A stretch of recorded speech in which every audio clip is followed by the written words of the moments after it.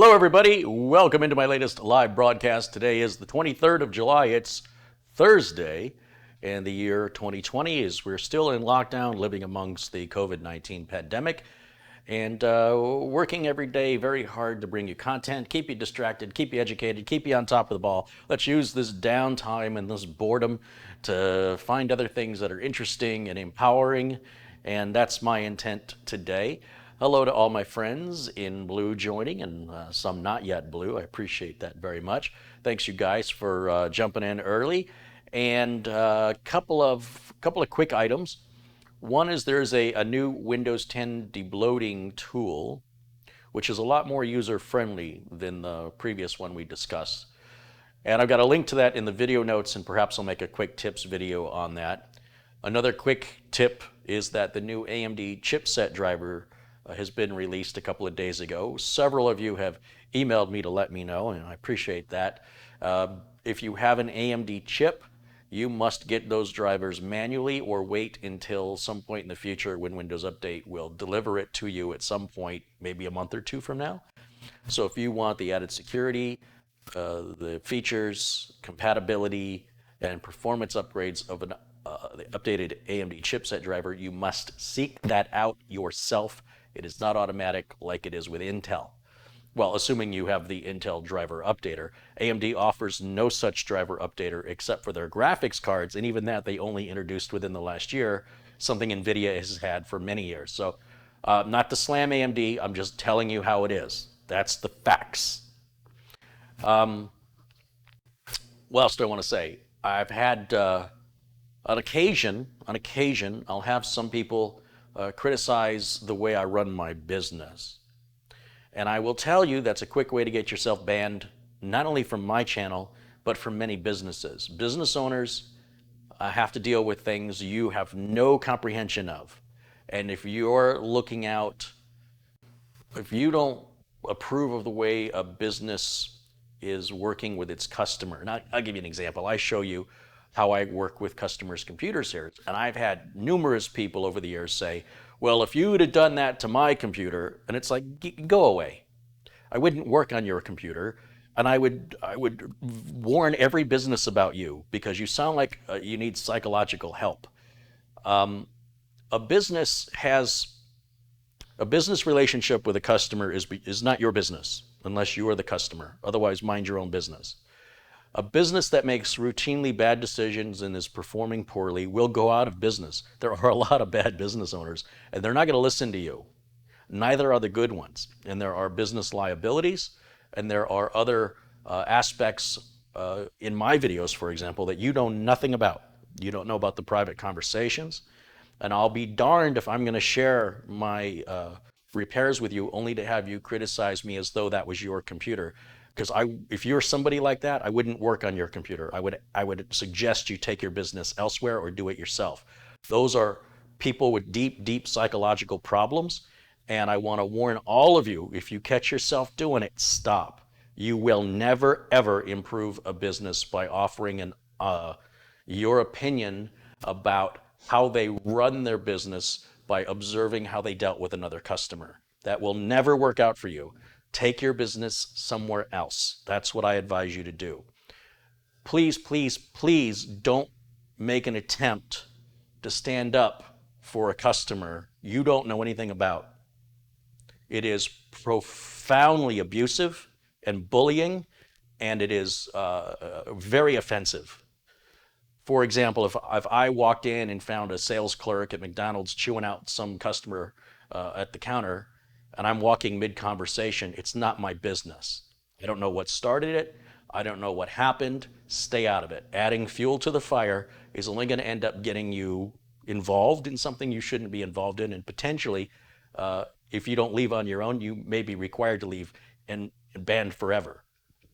So think about what you're doing. Think about what your authority is.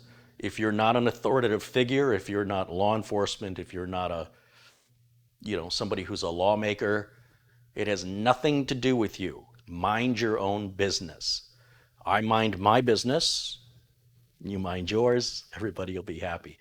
So this came up again, and I had to ban somebody, and it's just frustrating because They didn't change anything. They ended up getting themselves banned for no good reason, like that's the hill you want to die on.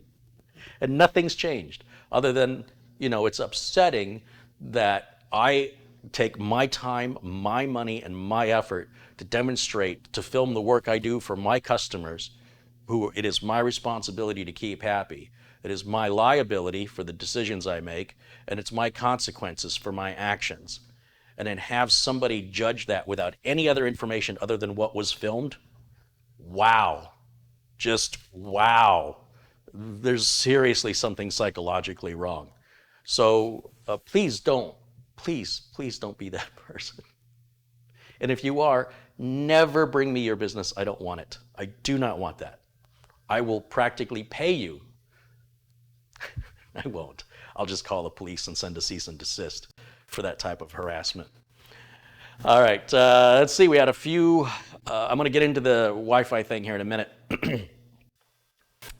This comes up every once in a while, and every time it's going to come up, I'm going to talk about it in the attempt that if you're getting ready to, you're thinking, oh, I think I'm going to type that, don't do it. It's not going to work out well for you. You can leave on your own, or I can kick you out. Or just keep your thoughts to yourself when it comes to that stuff. If you don't like the way I run my business, don't go to my business. If you don't like the way anybody runs their business, don't use their business. But don't tell them how to run their business unless they ask you. All right. A couple of contributions have come in, and let's see. We've got, I see Madi kicked us off here with a $5 contribution. Hey, Madi, I hope you're doing well. I hope you're feeling better. Alan Wimp has contributed £2. It was his birthday yesterday. Happy birthday, Alan. He says, have a Coke on me, pal. I had a good birthday. All right, Alan, I think I will. Thank you very much. I got my Coca-Cola here. I'll get emails from time to time people will be telling me that Coke isn't healthy. You should get your blood checked. You should get your blood sugar checked. Somebody sent me a diabetes kit. This assumption that, again, we go back to these assumptions. You only see what I choose to show you on camera. I'm not taking the camera with me to the doctor's office and showing you my blood test results and how often I go.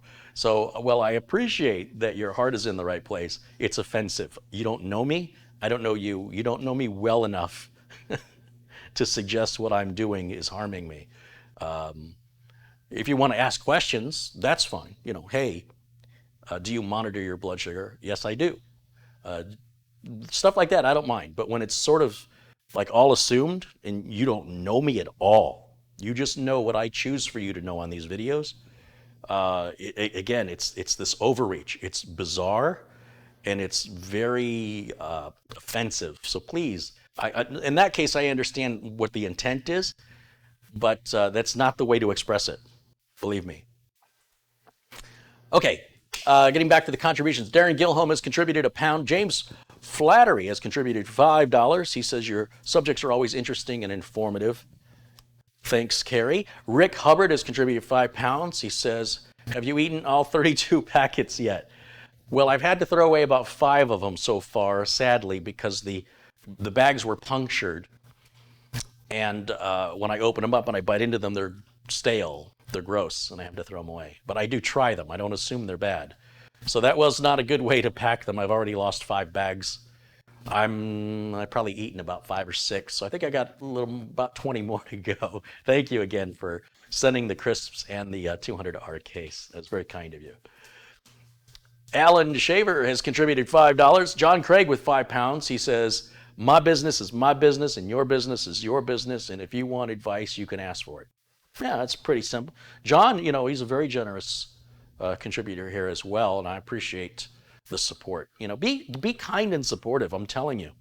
Anytime you're critical of somebody who didn't ask for it, and especially if it's business that doesn't involve you, you are really, really overstepping. You have no authority to do that, and if you don't like something, walk away from it. Just walk away.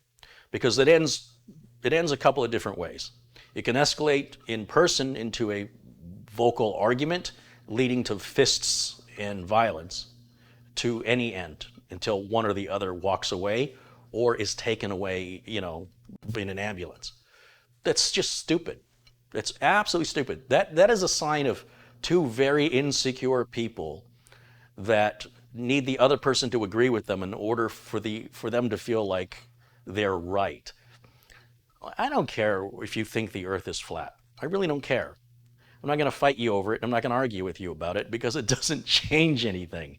My world is still the same. My bills are still the same. And I don't lose money and I don't gain money if you agree with me. If you're confident in your beliefs, you will not require other people to agree with you. You will seek out other people who agree with you. Trying to change somebody's mind is like somebody trying to change yours. Think about that. It's not going to likely be happening anytime soon unless you both agreed that we're going to discuss this and share ideas, which, there's a time and a place, but that's usually done between people face to face, typically. It's not something strangers do on the internet that typically ends well. So I'm just trying to give you some tips to have a better time on the internet, better to make friends than enemies. I don't know what this human condition is for conflict. It seems like the vast majority of people that I seem to look around me and see, they just like conflict. They just like it. They like violence. They like hurting. They like bullying. They like being authoritative. They think what they have to say is important. And yet they are nobody of any consequence that anybody's ever heard of. They have no position of authority. And they have this self-inflated sense of importance, which is very, very strange. And I'm suggesting, for the benefit of everybody, keep those negative thoughts to yourself and seek out others that are birds of a feather like you, where you can get along. And if you want to join a debate club because you enjoy a healthy debate, or you make friends with somebody who also enjoys a healthy debate, well, that's seeking out somebody like you. Don't force other people. Don't force yourself onto other people. So if you do that, if you choose to, that is your choice. But I'm telling you, it will very rarely ever pay off in a positive way. And the consequences of it can be quite severe. Just watch the news. And it's really, if you really think about it, it's just the person that insists on doing it is very insecure in their thoughts, and they require the other person to agree with them. So if you're on the opposite side of it, don't take their bait, turn your back and walk away. And in my case, it's banning people. They could have said, hey, I don't like this guy, and they could have just walked away themselves. But when they choose not to, they're very insecure, and so I have to push them out, which is really stupid. I don't know what is there to be gained. I don't know why it's worth it for somebody to do that other than this human condition of conflict. In any event, enough of that. A couple other contributions came in. I've got £2 came in from Thomas Robinson with, he says, excellent computer videos, Carrie. God bless, thank you. David Griswold contributed $5. He says, just because it's Thursday, stay safe and well, Carrie. Hey, thank you, David, you too. Rick Hubbard contributed £3 again. He says, 5 bags open, blame customs. Yeah, no, they were, I think they were smashed open, like they were compressed. Like I don't see any physical tears in the bags, but they don't have any air in them. You can tell they're different than the other bags. And then when I do open them, there's got to be a tear or a hole somewhere in those bag of chips or crisps that has caused them to go stale, which is unfortunate, but there were a lot of bags in there. So, and again, I really appreciate the effort and the thoughtfulness you put into that, Rick. That was very, very kind of you. Pat Mullins with €2 says, sure, what's €2? Hey, thank you, Pat. And Ronaldo Torres with $5 says, Carrie, I bought 2 mouse pads and I got them already. Right on, right on. Somebody else had received a mouse pad and the picture of it is creased. I hope the crease, when it's shipped, it's folded to save some money. If the crease doesn't come out, please let us know. And give it like a week or two, if to lay it flat. If the crease doesn't come out and it bothers you, please let us know and we'll get it replaced for you. And thanks you guys for all the kindness and all the support. Okay, the subject of today's video is going to happen in just a minute. $10 just came in from Husky Boy 1993 VR Chat Gaming. $10 says, Carrie, I've been watching you since 2014. I love your videos. Here's $10 for your Coke. Well, that's a case of Coke. Thank you. And Rick Lakes with $5. Again, I want to remind you, your contributions help keep me sponsor free. I have RoboForm as a sponsor currently, and I'm very happy with them as a sponsor because They don't tell me what to say or what to do or police me in any way, shape, or form. I love that. Love it. Complete freedom and trust. It's very important in a relationship. I also want to remind you, it's very unusual for a YouTube channel to grow as mine has and to have an amazing community that has been created all organically. There's been no search engine optimization. There's been no marketing. There's no manipulation. Everything here on this channel is real and organic, and I intend to keep it that way forever. What I want to remind you of, and this is the danger of YouTube, YouTube, in my opinion, is slowly becoming just one giant commercial. I lose a lot of respect for other tech channels that grab the check from the corporation to do a review. Now look, if a company wants to send me a product to evaluate, I'm all for it, but I never get paid for that. Never. I'll take the product, I'll evaluate it. If I like the product, I will buy it, just like you would. What ends up happening is, because YouTube revenues are so low, and people say, well, if you ask for contributions, you're panhandling, which I disagree with. I'm not panhandling here. I've not asked for any contributions. I will acknowledge when they come in, and I will say thank you, but I'm not asking you for them.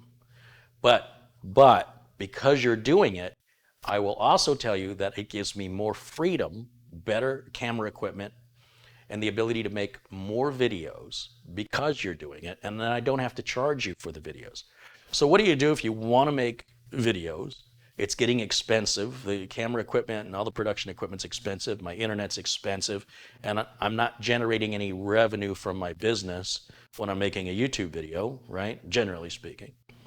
And what do you do when you need to bring in more revenue? You can charge people for your videos, but you might say, oh, I don't want to charge people for my videos. All right, well, you can ask people for contribution. Well, I don't want to panhandle.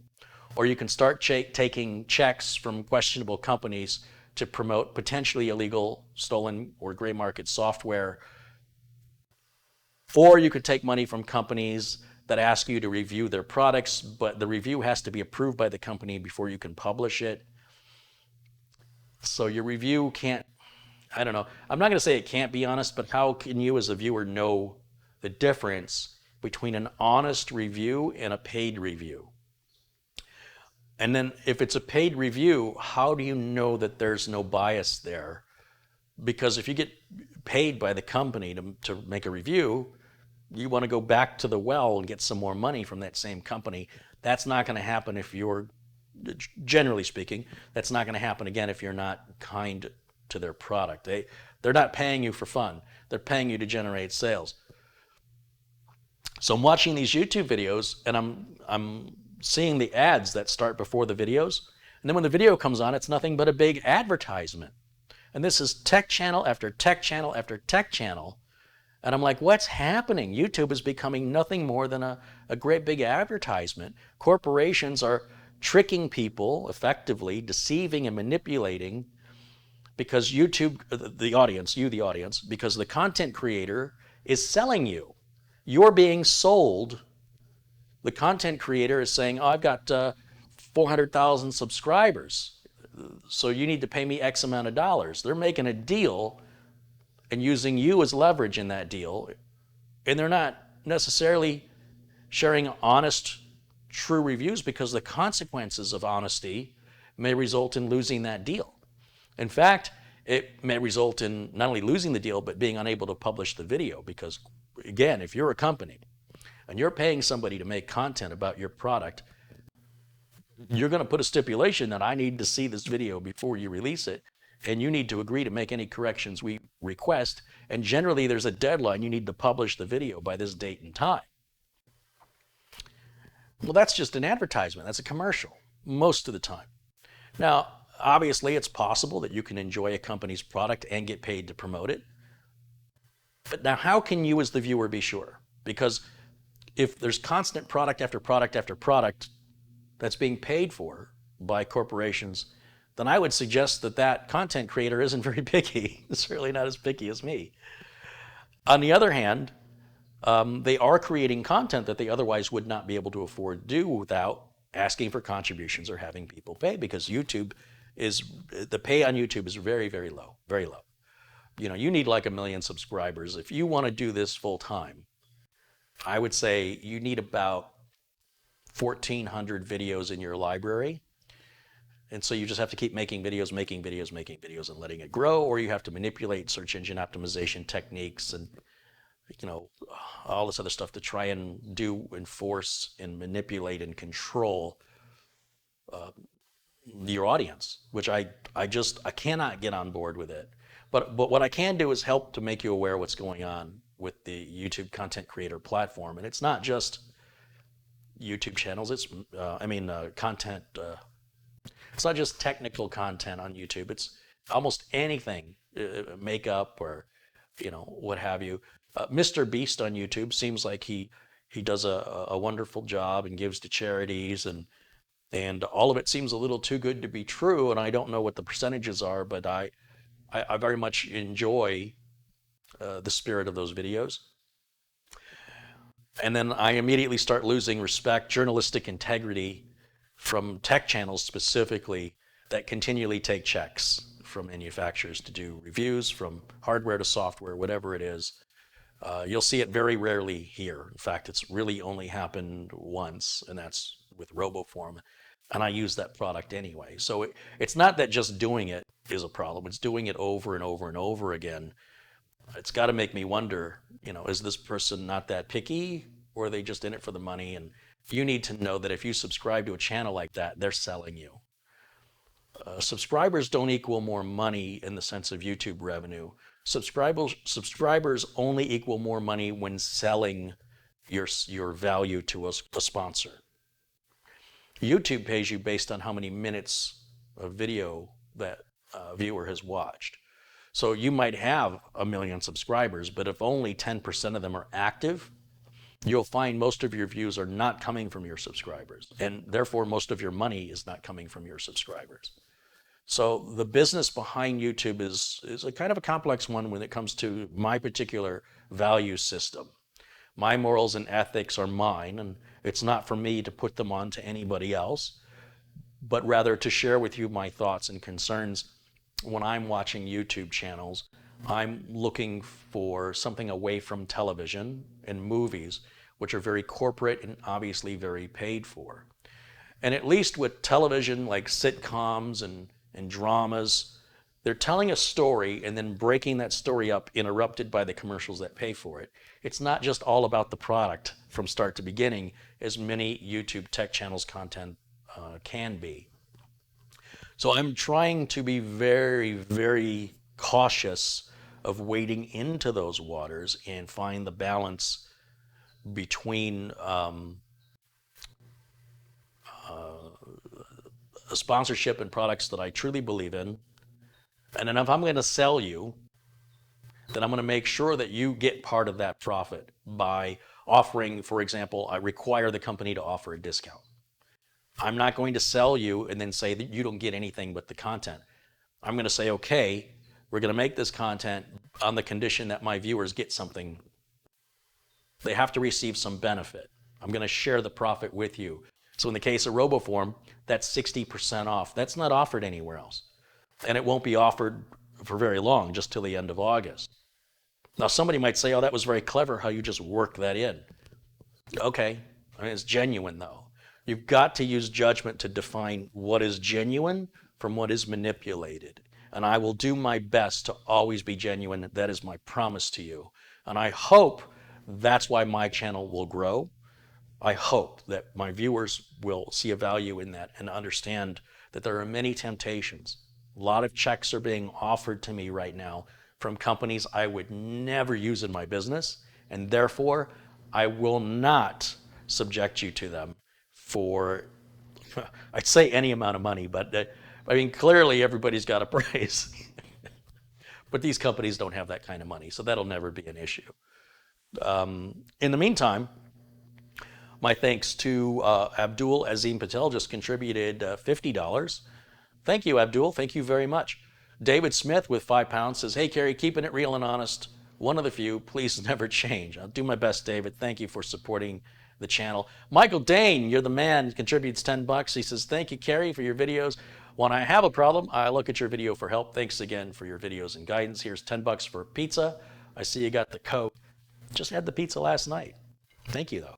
Terrell Cochran has contributed $5. It says, just built my AMD 3700X with 32 gigs of RAM with a Gigabyte B550 motherboard and a Sapphire 5600 XT using a 1 terabyte Sabrent NVMe in a $200 case and got compatible RAM off the QVL list. Nice. That sounds great, Terrell. It sounds like a really good system.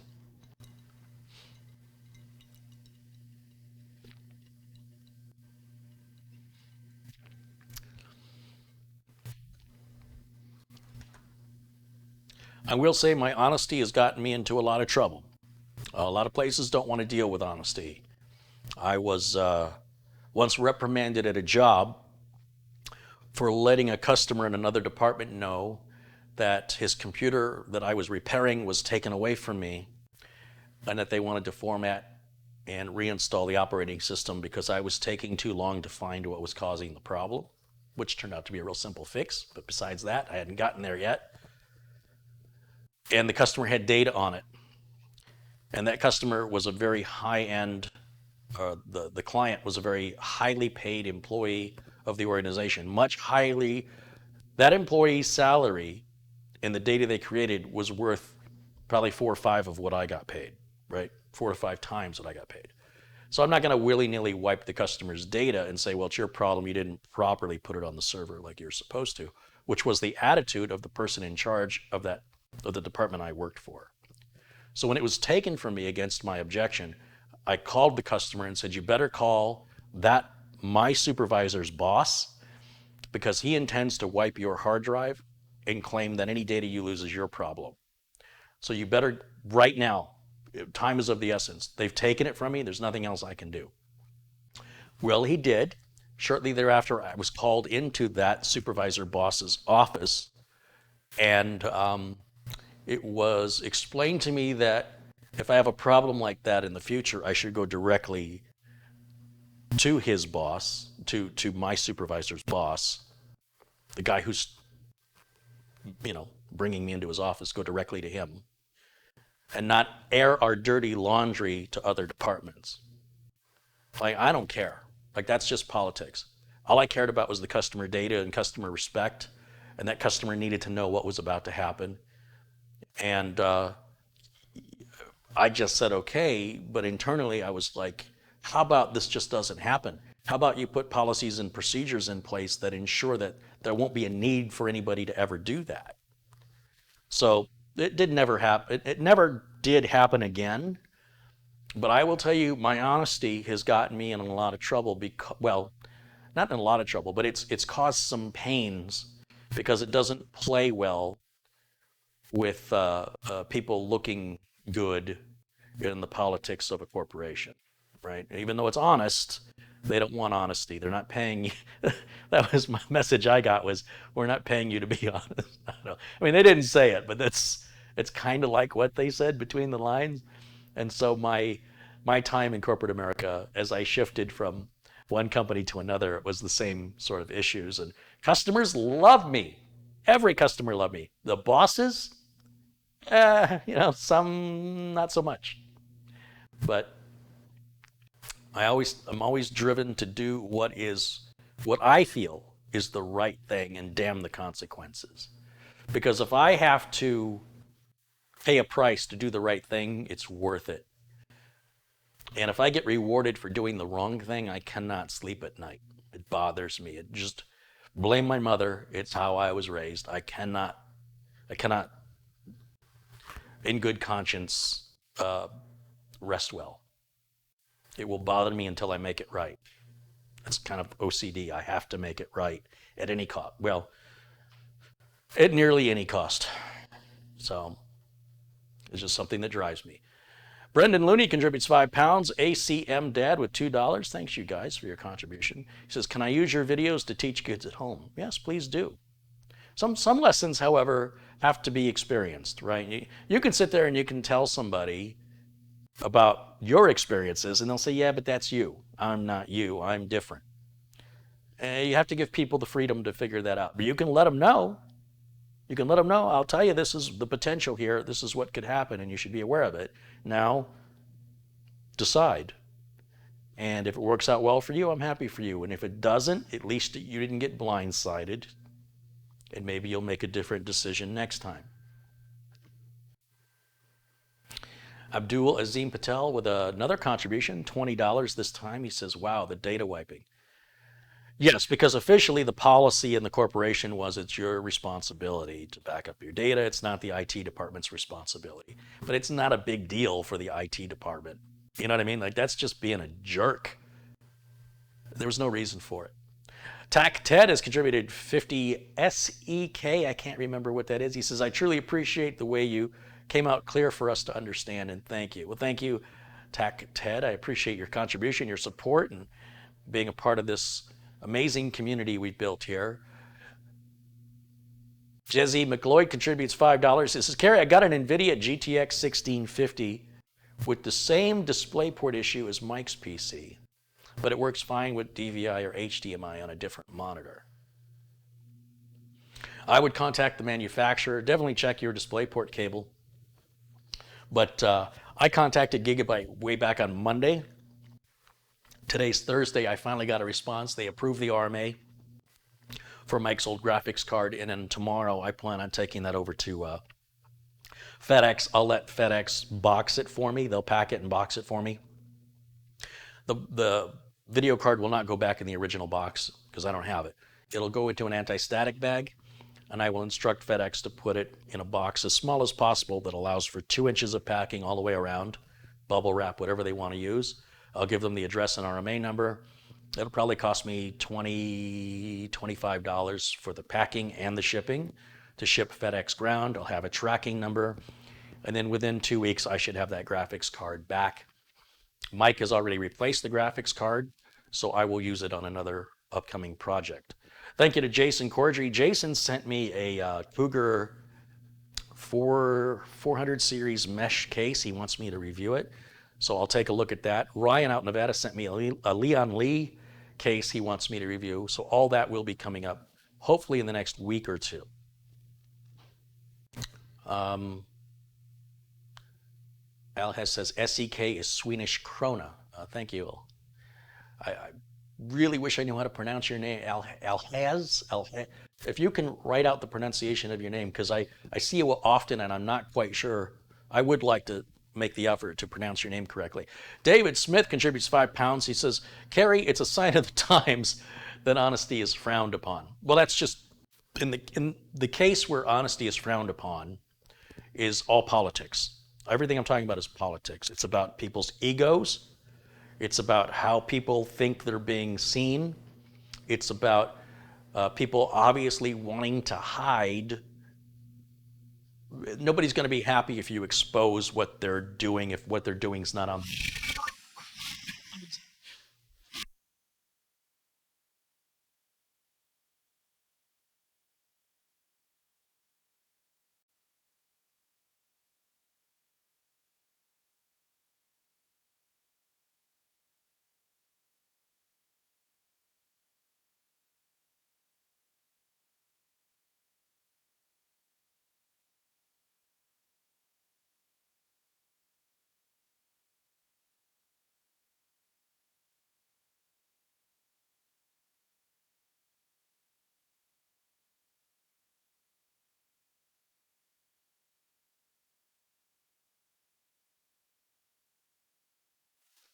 More computer parts just arrived. I apologize for the interruption. They seem to know when I'm live, and then that's when they decide they want to deliver.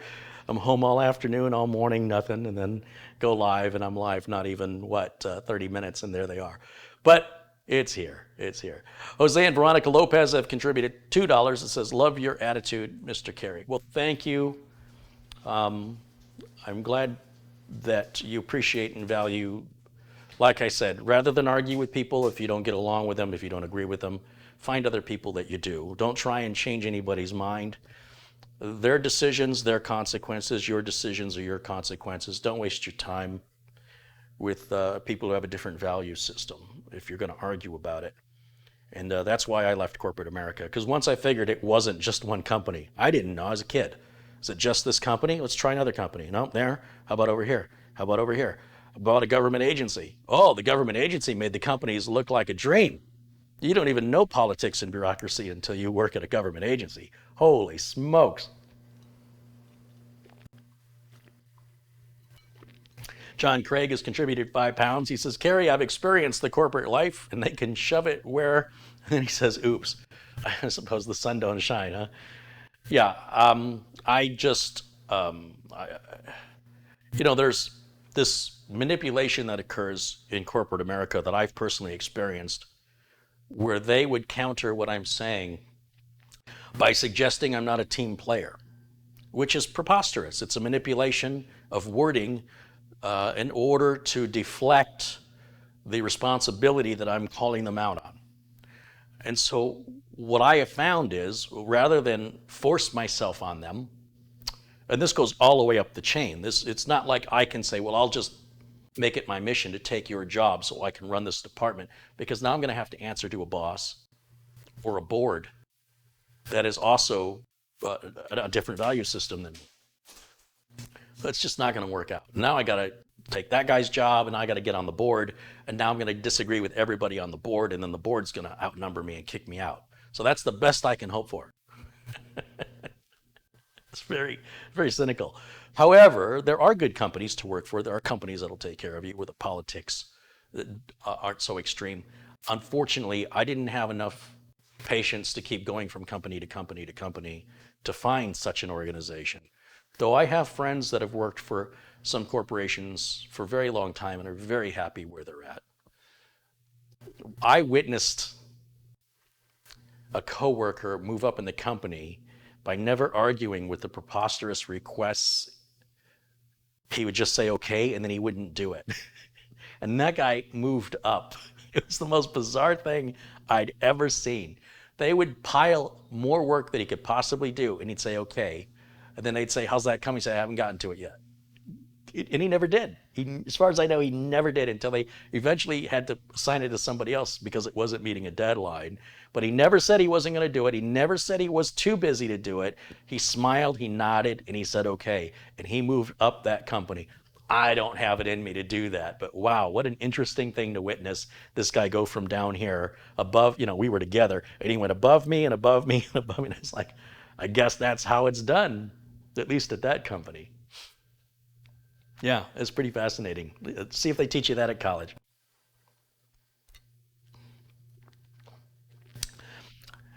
Alvin Shaver says, I've been a boss, I've been a supervisor, and I've been an employee. A lot less pressure and stress being a regular employee. Well, for sure. Absolutely. No doubt. That's why you get paid more as a supervisor. The boss has to deal with all these very important decisions and a lot of pressure, and every boss has a boss. An employee, you can replace an employee pretty easily. Boss is a little more difficult. Yeah, for sure. That's truth. Jeff Jankowitz contributes $10. He says, thanks for sharing your vast knowledge. I always transfer customers' data from old drives to new. God bless. Jeff, that's a choice. You don't have to do that, right? You can let your customer know. If you go into any professional corporate computer repair shop, they will have a sign on the wall. We're not responsible for your data. It's your responsibility to back it up. Everyone's got that disclaimer in corporate America in computer repair. They have to, because you also have customers that will try and take advantage. They'll lie, they'll manipulate, they'll cheat, find loopholes in the system and find a way. So they have to protect themselves against the bad guys on the flip side. David says, my company was a standalone business, and then they sold it to a high-power company, and they fired all the old people and hired all new people. Yeah, that's politics. Stuart wants to know if I've ever read any Scott Adams and Dilbert books. Absolutely, yes. Back in the 90s, there's a guy named Scott Adams, for those of you unfamiliar, and he wrote a book. He wrote a couple of books, but they were based on a cartoon series called Dilbert, and there was a Dilbert character right back here. Speaking of which, this was sent to me, was it Patrick that sent this? I can't remember who sent this to me. It's been back there a long time. That's Dilbert. You guys might remember Dilbert from back in the days.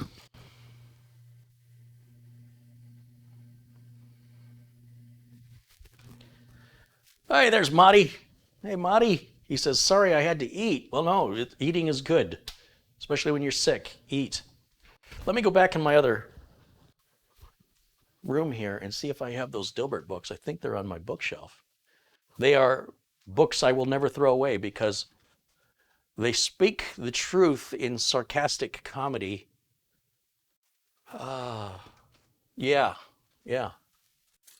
How many do I have?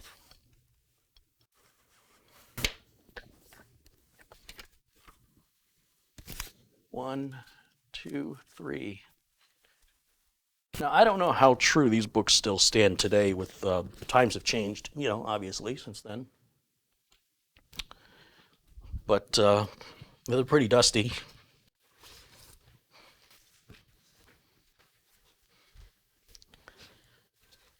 So here's a few of them, and I'm sure they're available on Amazon. These are comedy classics, and they're funny because they're true. Like if you've ever worked in the workplace, then you will relate. Look at the dust. Wow, that's pretty bad. I guess it's been a while. So here's The Joy of Work, Dilbert's Guide to Finding Happiness at the Expense of Your Coworkers. Here is The Dilbert Principle. This is a fantastic. If there's any one to read, it's this one. And then finally, I've got The Dilbert Future.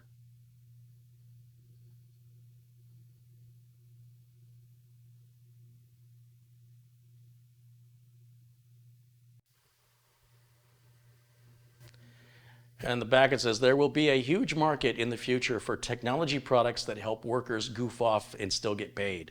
Well, he's dead on. That's true. I've never seen, when I was in corporate America, we didn't have cell phones, and you weren't allowed to make personal calls. And I see people messing about with their personal cellular phones everywhere I go, from fast food restaurants to in the corporate workplace, and how they allow that, no idea. No idea how that's allowed. And many of my clients that are offices allow their employees to use their phones. They don't require them to stow the phone or to set it, to leave it at the door, if you will, or they're in fact allowed to get on the network. They ask me to configure it so they can connect their phones to the network, so they're not eating into their data plan on their phone. It's crazy. To me, it's crazy. It certainly was not allowed in my time.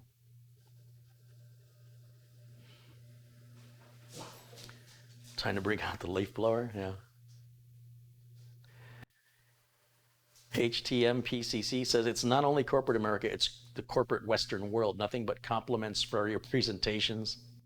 Regards from the Netherlands. Thank you. Yes, I do believe that's true. There's a great book I read. I talked about it not too long ago about the automobile industry and the misdirection of the people in charge making all the decisions, all about making profits right now and what damage it causes to the community. And we're going to lay off 1,000 people, and that's going to bring our profits up. And then the company's products go down the tubes. And the people that made those decisions, take an early retirement package. And then 3-4 years later, when the consequences start hitting that company, because it takes time, the person who made that decision's long gone. It's somebody else's mess to clean up. And then they're looking for a shortcut on how to generate quarterly revenue to impress the shareholders or keep them happy. There's only, if a doctor says you got to lose 20 pounds, so you cut off a leg, there's only so many times you can do that. So it doesn't address the problem. And quite often that's the decision being made. Let's find the quick, easy fix, and then we'll be out of here before the consequences. We'll cash out. Eric Kaufman with a $5 contribution says, goofing off and still getting paid. I must have missed that memo at my last job, but I get to goof off now and I just lose billable hours. That's probably the difference in being self-employed.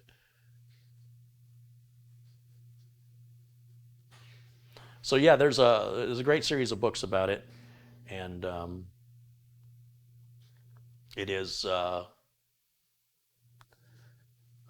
if that interests you, check them out if you've never read them before. because it certainly was true at the time they were written, which I think was the 90s. So they're about 25 years old or so, but still, at least for me, as I remember them, hilarious because of how relatable they were.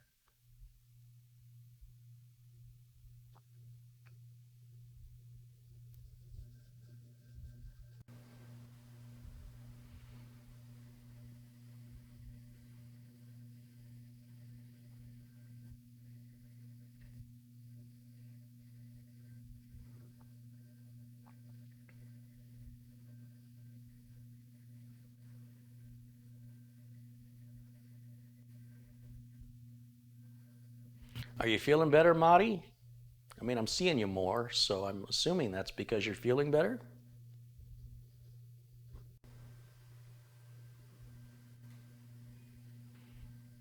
Can I call you? Can you talk on the phone? Are you? I'm sure if you have a shortness of breath, it would be difficult to talk. Let me know. All right. So getting to the subject of today's video, a question I get from common everyday ordinary PC users is all about Wi-Fi. How do I add Wi-Fi? They're very puzzled about Wi-Fi. A lot of people don't realize that Wi-Fi is not FM radio. Like many people think if you just add a Wi-Fi adapter, you get Wi-Fi. They don't realize that they need a router. They don't realize that the speed of the router and the performance of the router affect the speed and performance of the Wi-Fi adapter, and vice versa. They both have to be at the same level in order to achieve maximum performance and throughput and range. So whatever that level is. The Wi-Fi standards were always very technical, whether it was 802.11b, 802.11g, 802.11ac. What does that mean? So then the Wi-Fi Standards Committee said, well, we're just going to call it Wi-Fi 6. Wi-Fi 5, Wi-Fi 6. The next generation will be Wi-Fi 7. This is easier for the general end user to understand. However, what does it mean? Well, what it means is if you have a Wi-Fi adapter that's Wi-Fi 6 and you connect it to a router that's Wi-Fi 4, then you're only going to be able to reach speeds of up to 4. You won't be able to utilize all of the benefits and features, range, performance of Wi-Fi 6 until you upgrade the router to Wi-Fi 6. And the opposite is true. The router's a Wi-Fi 6 and the adapter's a Wi-Fi 4. Whichever one is the slowest, that's the speed it's going to run. Then there's a question of how many people can jump on the Wi-Fi at the same time. So if you're in a big household, by big I mean you got a lot of Wi-Fi devices, maybe televisions, kids with smartphones, and everybody's at home at the same time, especially now during this pandemic, and everybody's on the Wi-Fi. Depending on, if you bought a cheap router, hey, it's 40 bucks, look what a deal I got, you're going to find that Wi-Fi to be painfully slow, and that it's only pretty much serving one person at a time as quickly as it can. Here's yours, here's yours, here's yours. It's doing it very fast, but one person at a time. Then they have multi-stream routers. The multi-stream routers allow for simultaneous concurrent connections to send and receive data at the same time, which improves performance. And those also generally have better range. And then you've got mesh routers to extend around the house for weak spots because you've got signal strength. Signal strength is going to play a role. I don't care how nice of a stereo you have. If you're turning the dial and you can barely get a station from another city coming into your radio, it doesn't matter how good your amplifier is or your speakers, it's going to sound staticky and noisy. Well, I guess not staticky anymore because everything's digital. But it's the quality of your signal is also as important as the quality of the equipment. So for example, I don't find many people have a big screen TV and then watch SD video on it all day. It's terrible. If you look at a television from the 1980s and you watch a video, a VHS recording of a television show from the 1980s on a TV from the 1980s, it's fine. It's not HD, but it's fine. But if you watch that same content on a modern television, it's like taking a magnifying glass to the screen. So many kids will be like, how could you watch this in the 80s? Well, we weren't watching it with a magnifying glass. we were watching it the way it was meant to be seen, and it's perfectly fine. Granted, it's square and not rectangular, and the resolution's a bit lower, but we were happy to have it, and we didn't know any better. In other words, we didn't have anything better to compare it to other than perhaps going to the movies. So when you watch this content on a modern HD television, the higher definition of television is 4K, 8K, the worse other content looks because it's essentially getting magnified exponentially. And it becomes nearly unwatchable, in my opinion. I can watch old episodes of Married with Children on YouTube, and I'm like, it just didn't look this bad. You know, why does it look so bad? I have to think about it. And I'm like, oh, I'm watching it under a magnifying glass. But it was broadcast in stereo. The audio was fine. Granted, it's all better now, but it wasn't that bad back then. But trying to take a piece of hardware like a Wi-Fi adapter and shopping strictly on price, you're going to pay for it with your time and with the convenience of what range you have. Now, because I'm a nerd and because I'm able, I have a $500 router, which is ridiculous. It's absolutely overkill. But when it comes to Wi-Fi, because the standards continually change, I wanted a top-of-the-line router that I wasn't going to have to replace anytime soon, because if they improve Wi-Fi better than what I have, there's really not much benefit to me at this point because I've got more than I need. If I would buy just what I needed, then as my needs would change, then I'd have to buy another one and buy another one and buy another one. So I'd rather buy one $500 router that'll last me 3 or 4 years than buy 3 or 4 $150 routers. Because not only is that a pain in the butt to reconfigure every single time, but it's also cheaper to just pay for it up front. Pay a little more, pay a lot more later, you know. Or you just suffer, you just live with it. And some people don't care. But if you're somebody who cares and it's important to you, understand what the value of it is financially. And then, like, I've seen my router on sale for $450. Okay, that's a good deal, buy it. I'm not saying you have to spend the retail price, but if you're shopping on price alone, you will probably end up getting what you paid for. I've seen people upgrade their internet cards. I haven't seen this in a while because Ethernet cards, did I say an internet card? An Ethernet card are generally all gigabit. And one of the most common reasons when I would ask a customer why, you know, they get a support call, how come this doesn't work? I said, well, what are you doing? I'm changing out my Ethernet card, my networking card. Why? Because I only had a 10 megabit card or a 100 megabit card, and now I'm going to a gigabit card. No, I understood that. I'm asking you why. They say, oh, so my internet will go faster. I go, how fast is your internet? Well, I don't know. I go, well, most people at this time, if you were paying top dollar, you got 100 megabit. Like most people were getting 60, 30. So if you had a 100 megabit card, you're fine. Your internet's not going any faster. With Wi-Fi, however, it could potentially make your internet faster because you might be paying for a high-speed internet and you may only be actually using 20% of it because you're too cheap or whatever. That's wrong for me to say that, but you haven't replaced your old Wi-Fi router or your old Wi-Fi adapter, so they're running at the slower speeds and much lower than what your internet can deliver. But the internet service provider is going to charge you the same every month regardless. So the only person you're hurting is yourself.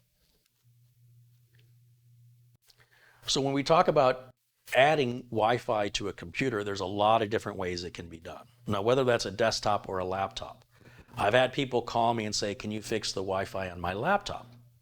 And in most cases, they've turned the Wi-Fi off. There's usually a function F key, like F12, F10, F4, that turns the Wi-Fi on and off, or a physical switch on the front, side, or back of the laptop that turns the Wi-Fi on and off.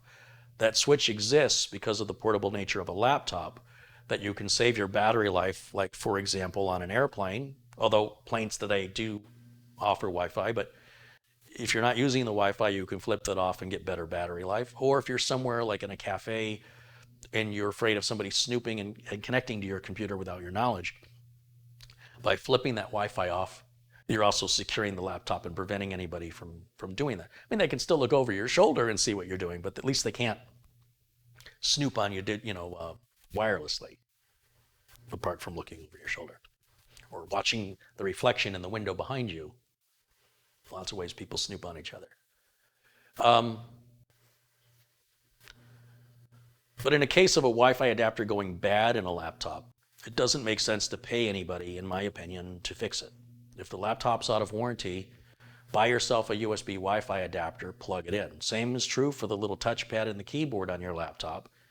Just buy a USB keyboard or mouse and be done with it. You don't have to pay to repair that. A laptop that's out of warranty, unless it's a top-of-the-line laptop, it probably isn't worth putting any more money into it. That's the advice I would give you if you called me with that particular problem. Now, when it comes to a desktop PC, you've got you've got several options on how you can add Wi-Fi. There's some clever things that you can do to work around adding Wi-Fi. Now, of course, you can always add a USB Wi-Fi adapter. Now, USB Wi-Fi adapters, they can sell for as little as $12 or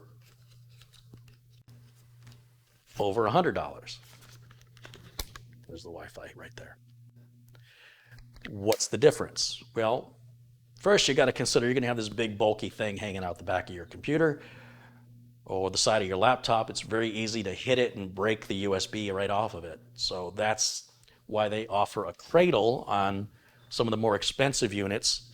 So you can plug the Wi-Fi adapter into the cradle, and then you can plug the cradle into your USB port, and then this is often magnetized on many of them. Not always. That one's not magnetized. Sometimes they're magnetic, and you can move it around to get the best signal. That's the other benefit. If I were to plug this into the back of a desktop computer like this one here, and this computer was up against a wall, you'd see I'd have to have quite a bit of space now between the computer and the wall. Now, I don't have to have the antennas out. I could close these antennas down, but in doing so, I will reduce my signal strength. But if I'm right next to the router, I'm going to get a strong signal. On the other hand, if I'm right next to the router, a wired cable will always be faster, more secure, and more consistent with the connection and speed. A lot of things can interfere with Wi-Fi. Somebody might get their Wi-Fi up and running and it's great, and then one day it's not great anymore. And it may be because a neighbor just upgraded their Wi-Fi and they're on the same channel and their signal's overlapping your signal, and it's causing you all kinds of grief. And you have no idea why, because it was working great until it wasn't. And nothing changed, but it did change. You just didn't know. You'll never have that problem with a wired connection. I don't like it when I have to interview somebody here on YouTube and they're using Wi-Fi. You can tell from the connection with Simon from RoboForm. He was on Wi-Fi. I really, really encouraged him to run a cable. It wasn't possible based on his setup. And so you saw what happened. That is pretty much the way I experience it. It's different than Zoom. It's different. Wi-Fi on Zoom is fine. What we were doing, you should have seen it before. Like, that was the good version. You should have seen it with, what did we try? Google Meetup. It would almost look like dial-up.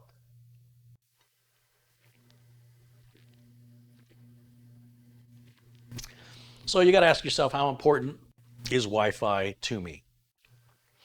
Is it just, I don't do that much, so I'll just get something cheap? Or is it, I can't get enough, so let me make an investment in this so I don't have to worry about it for many years? I was going to say a long time, then I realized, what's a long time? A long time for a router, 5-6 years. So when we're going to add Wi-Fi to a desktop, USB is super easy. Again, the cheaper Wi-Fi adapter, where did I put it? Isn't going to run as fast or have the range. This one has a little built-in antenna. Some don't even have that. Some just have the little USB part And of course, that affects their range. And if your computer's up against a wall, you're going to seriously hinder the signal strength because of the wall. But if it's good enough for you, great, then it works for you. There's no best solution here. But let me keep going because it gets even more creative. You can install a card in these slots on a given motherboard and a desktop computer. And once again, these cards come in varying abilities. So this card, this is a good middle of the range card. It's not cheap, it's not expensive, it's right down the middle.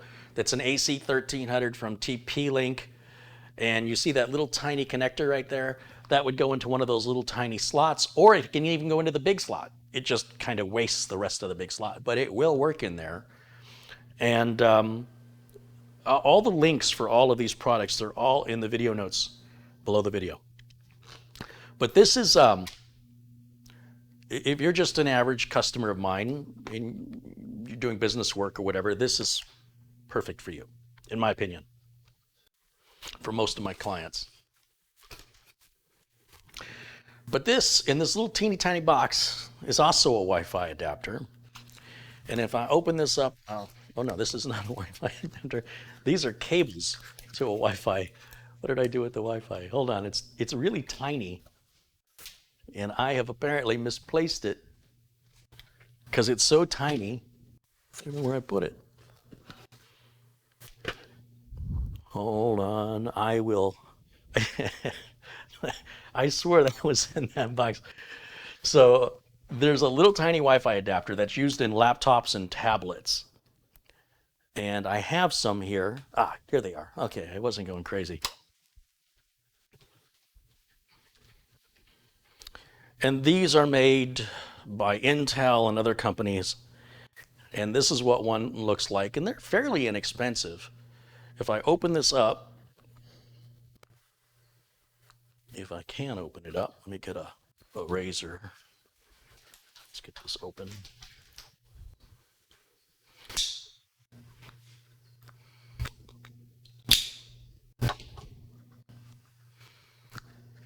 They're not all packaged like this. This is an Intel AX200 Wi-Fi 6 module. So Wi-Fi 6 currently is the leading standard. And in this little static bag, if you look, there's a little tiny chip in there. Kind of looks like an M.2 solid state drive, but much, much shorter. Now there are several motherboard chipsets that optionally offer you the ability to plug one of these into a desktop computer. The H370 chipset quite often will offer that connector. It's right here. And then the screws right there. So you clearly can't put a solid state drive in there because it's not deep enough. It doesn't go long enough. And that's exactly for this little adapter. Let me take it out of the anti-static bag and show it to you.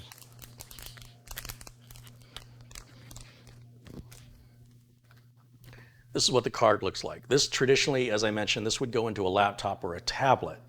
But it is possible on like an H370, and there's a couple other chipsets as well, and you'll have to look at your motherboard specs, where that plugs in just like an NVMe drive would, and it secures exactly the same way. But it has no antenna. And if you look very carefully, you'd have to go very, very close. Right at the edge of my finger, there's two little tiny, well, they look kind of like little black squares, but those are like snap buttons. And what you would do is you would order the wires, which I have here.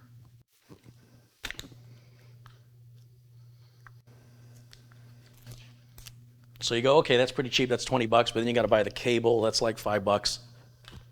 And you'll see that this little cable has these little snaps on one end. And then it's got these what appear to be brass fittings or copper. I'm not sure what metal that's used on this end. So this is the end that your external antennas plug into. They screw on to this end. And then this end, which is extraordinarily tiny, You'd have to get, most of us will have to get some glasses to figure out one side of this has a little hole in it. There it is. And it's got a little pin. You can bend that pin if you're not careful. And that will snap right onto that little spot right there.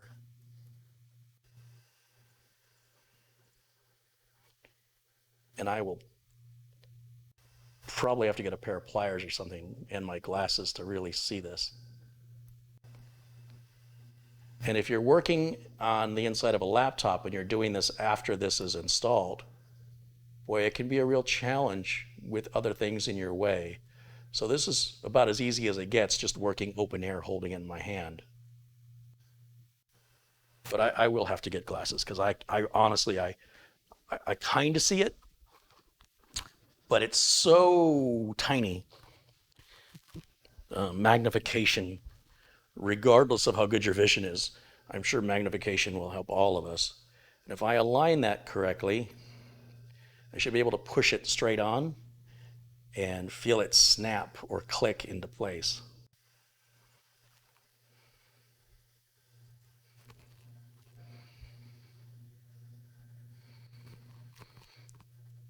Now there are some tools, maybe some needle nose pliers or something you could use, but you've got to be very cautious because it's very small and pretty easy to damage. What you don't want to do is you don't want to slide it over. Remember, there's a small little pin inside of there, so it has to go right exactly over the fitting, and then you push straight down. That's a real challenge.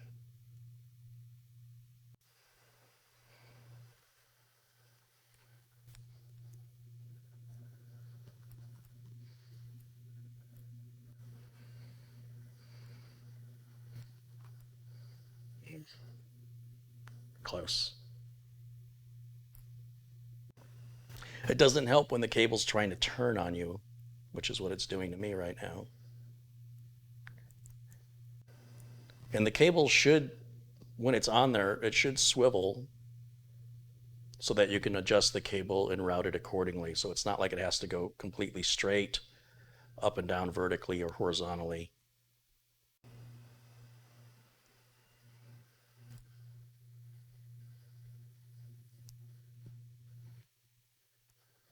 You can see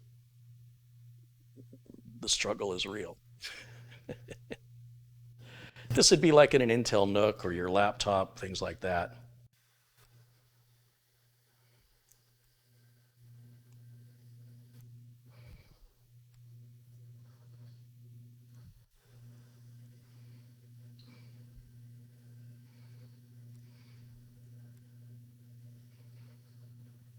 I will tell you that my regular reading glasses really aren't strong enough.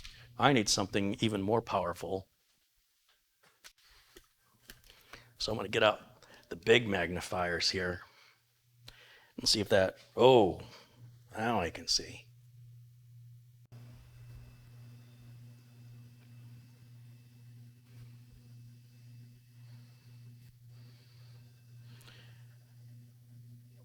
Don't know why this is so difficult. There, it just snapped on.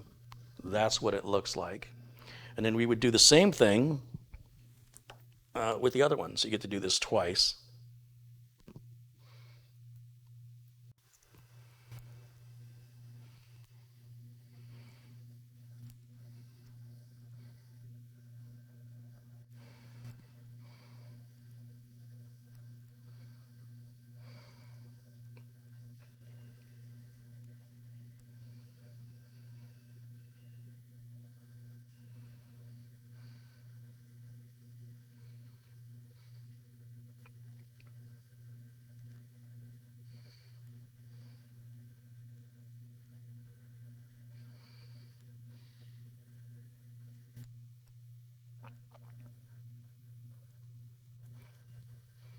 So I can swivel this one. You see how I can swivel that cable? I will swivel it down and out of the way so I have better access.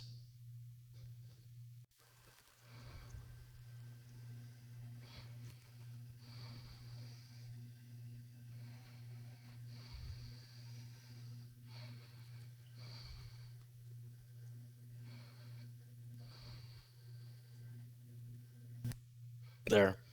All right, so these would be the two wires that then connect to the Wi-Fi adapter, as I've demonstrated. Now you need basically an I/O panel, whether you drill holes in the one you've got now, so that you can secure these to the back of the computer. Then you need to buy the antennas. So this is about a $13 antenna kit. And the great thing about this antenna kit is it will work with any Wi-Fi adapter that you've got now that has two antennas. These fittings are universal. There may be some exceptions, but overall, these fittings are the industry standard. So if you've got, for example, this TP-Link card, and those antennas are jutting out the back and preventing you from pushing your computer closer to the wall, or because of the wall, it's interfering with your signal strength, you could buy a separate antenna, unscrew these antennas from the back of the card, put this on instead, and then put this on your computer with the two antennas, which you can adjust once again to get the best signal for yourself, and put it on your computer. Ooh, and that's magnetized. Some are, some are not. And it even has a wall mounting holes on the back if you want to mount it on the wall. And then you can just run those cables down. The same screws that are on the back of this card are the same screw fittings that we just attached to this little Wi-Fi adapter. And then those will just simply secure on. But the piece that I'm missing is the back plate. So I just couldn't find it on Amazon, though I'm sure it's somewhere. What I did find on Amazon that I did not find when I was putting this video project together was there's an entire kit that includes everything. It includes the Wi-Fi adapter, the cable, which is already connected to the PCIe slot cover, and the antenna. It sells for about $30, so it would have been cheaper had I seen it. But I will save you the effort of finding it. It's in the links below the video. Altogether, it's about $20 for the card, about $4 or $5 for the cable, $13 for the antenna. The kit was a few dollars cheaper, and like I said, I could get a drill and just drill a couple of holes. I don't like that, but I could, so that I could fit these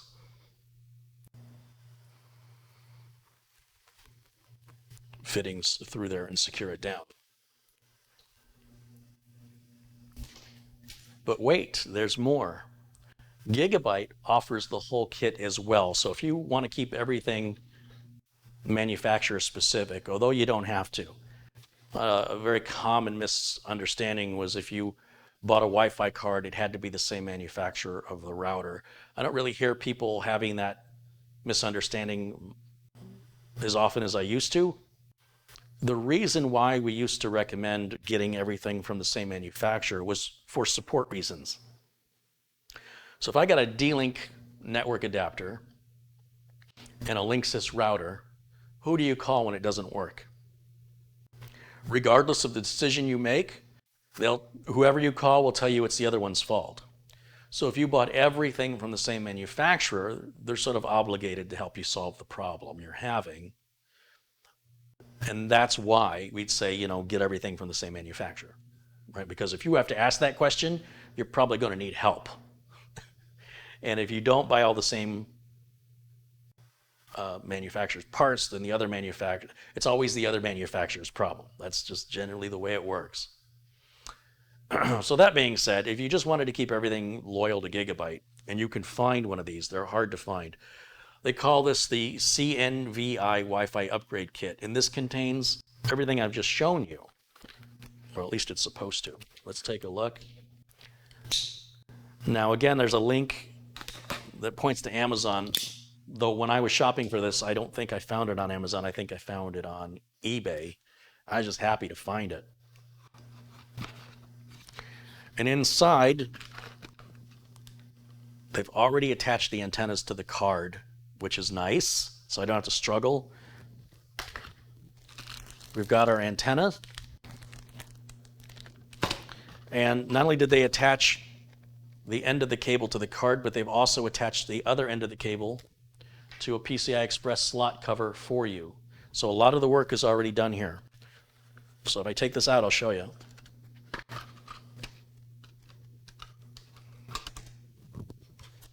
This is the PCI Express slot that I was talking about, where you had to drill some holes to get those fittings in there.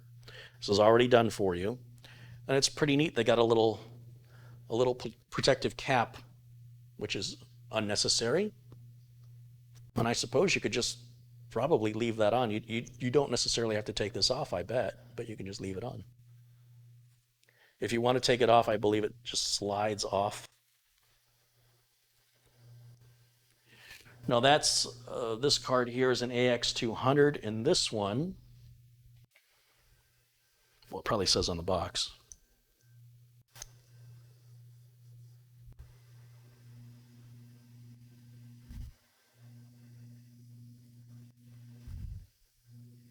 I'll let you read the text on it, because you guys can see it on your big screens, and this camera's a good camera. It should focus in and let you read all of that.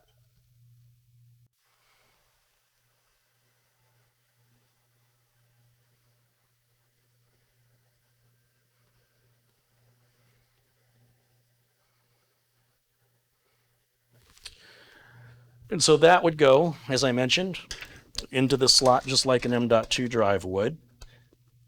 So we could get our JIS driver here, and let's see if we can zoom you in. You can watch what I'm doing.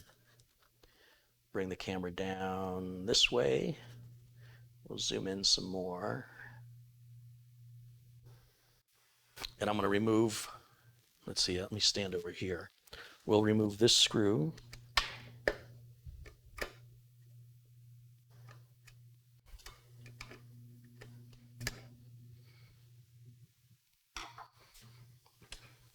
We will install the card.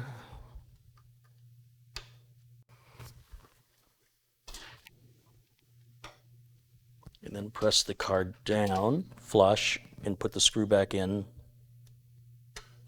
to secure the card. And then we can choose any one of these PCI slots. I will pick the bottom one, since that's the one that's least commonly used. If the customer wants to add a graphics card, I could go right up to the top too. But again, if the customer wants to add a graphics card, I would rather not crowd this area, which would also partially block the, well, I guess it's not going to block the heatsink. But what'll happen is, if I put this slot cover at the top and the antennas point up, then the antennas are going to get in the way. Right? If I use this slot and this screwdriver represents the antennas are going to get in the way of all those ports. So I would much rather, when installing the PCI Express slot cover, I would rather go down here at the bottom and then keep this area free and clear. And that way, when the antennas go up or off to the sides, we can kind of open them like a V and keep them free of any interference from other cards you might have or will have in the future. So if I take this existing slot cover out,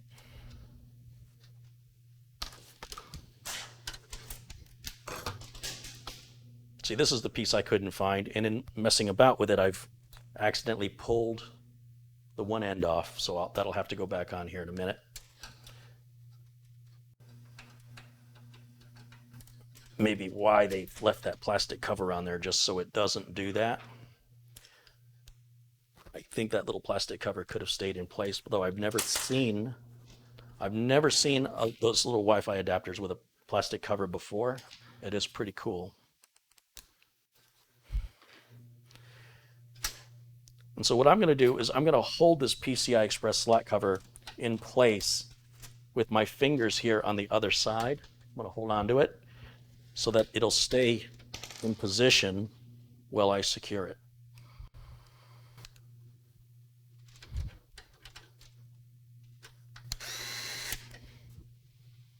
Then all we have to do is add our antenna. Now once again, I can use a third-party antenna like the one I have here, or obviously if you bought the whole kit, you would have no necessary reason to do that.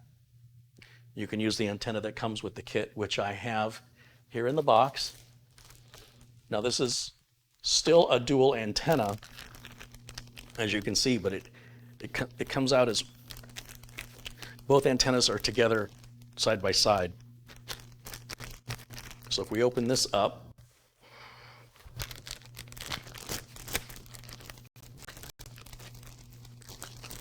this is the same antenna. When you buy a motherboard that has built-in Wi-Fi, like, well, any motherboard that says Wi-Fi on it already has the Wi-Fi chip on the board, and then they'll include this in the box. And then these two screw, I don't know what you call these, the area where you screw the antenna on will be up here on your I/O shield as part of the motherboard. But when it's part of the motherboard, how do you upgrade it? What if it fails? Do you replace your whole motherboard, or do you just disable it in the BIOS? To me, I would prefer to not have Wi-Fi built into a motherboard, because the Wi-Fi standards are always improving, and there's no way to improve it. You're just sort of stuck with what you've got. You can disable it and then add a card, or a USB card, or an internal card. That's entirely up to you.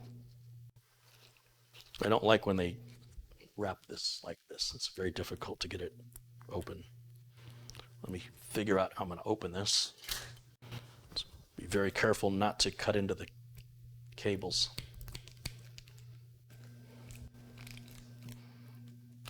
There we go.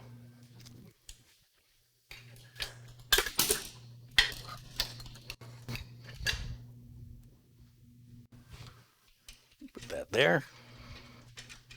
Doesn't matter which cable you screw onto which connector. Does not matter. And then we can remove this wire tie.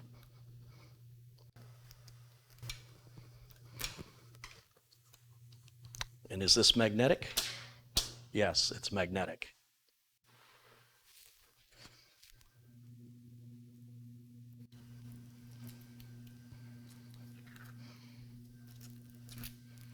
Now, as long as that internal cable remains disconnected, my signal strength is not going to be good. It'll work, but it won't work well until I hook that back up, which is probably going to be a little bit of a challenge given that it's so dark in the case and I have a bit of limited access because the heatsink is right there. But let me pull the plastic off of this.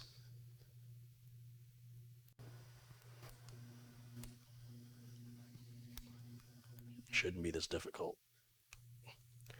The plastic doesn't hurt anything to keep it on there, but it's really just to protect it from getting scratched up in shipping. And I'm kind of a stickler when it comes to doing my installs, that I like all the plastic removed so everything is shiny, clean. What'll happen over time is that plastic will not age well. It'll start to yellow and bubble up, and whatever's covered in plastic, like in this case the antenna, it's going to look really bad. I've seen people do that with the remote controls on their TVs. I'm like, you have a brand new remote control underneath this piece of plastic. This yellowing, bubbled up, ugly remote is beautiful and shiny and clean underneath this plastic that was supposed to be removed when you took it out of the box. But what are you going to do? Some people just don't care.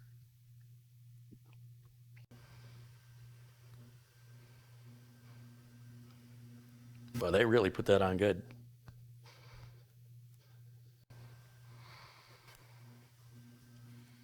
I'm not going to struggle too much with it. We'll just put it up here for now. As for that little cable coming off,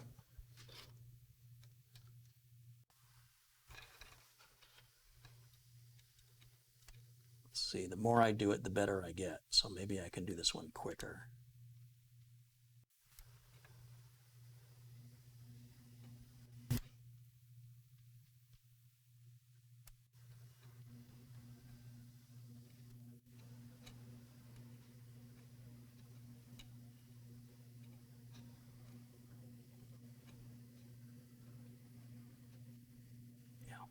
That's a real challenge. I'm not a big fan of grabbing any tools because, again, this is fairly easily crushed. And it's something I want to feel for. I can feel when that thing seats because there's a small pin in the center of it. I don't want to crush that pin or break that pin.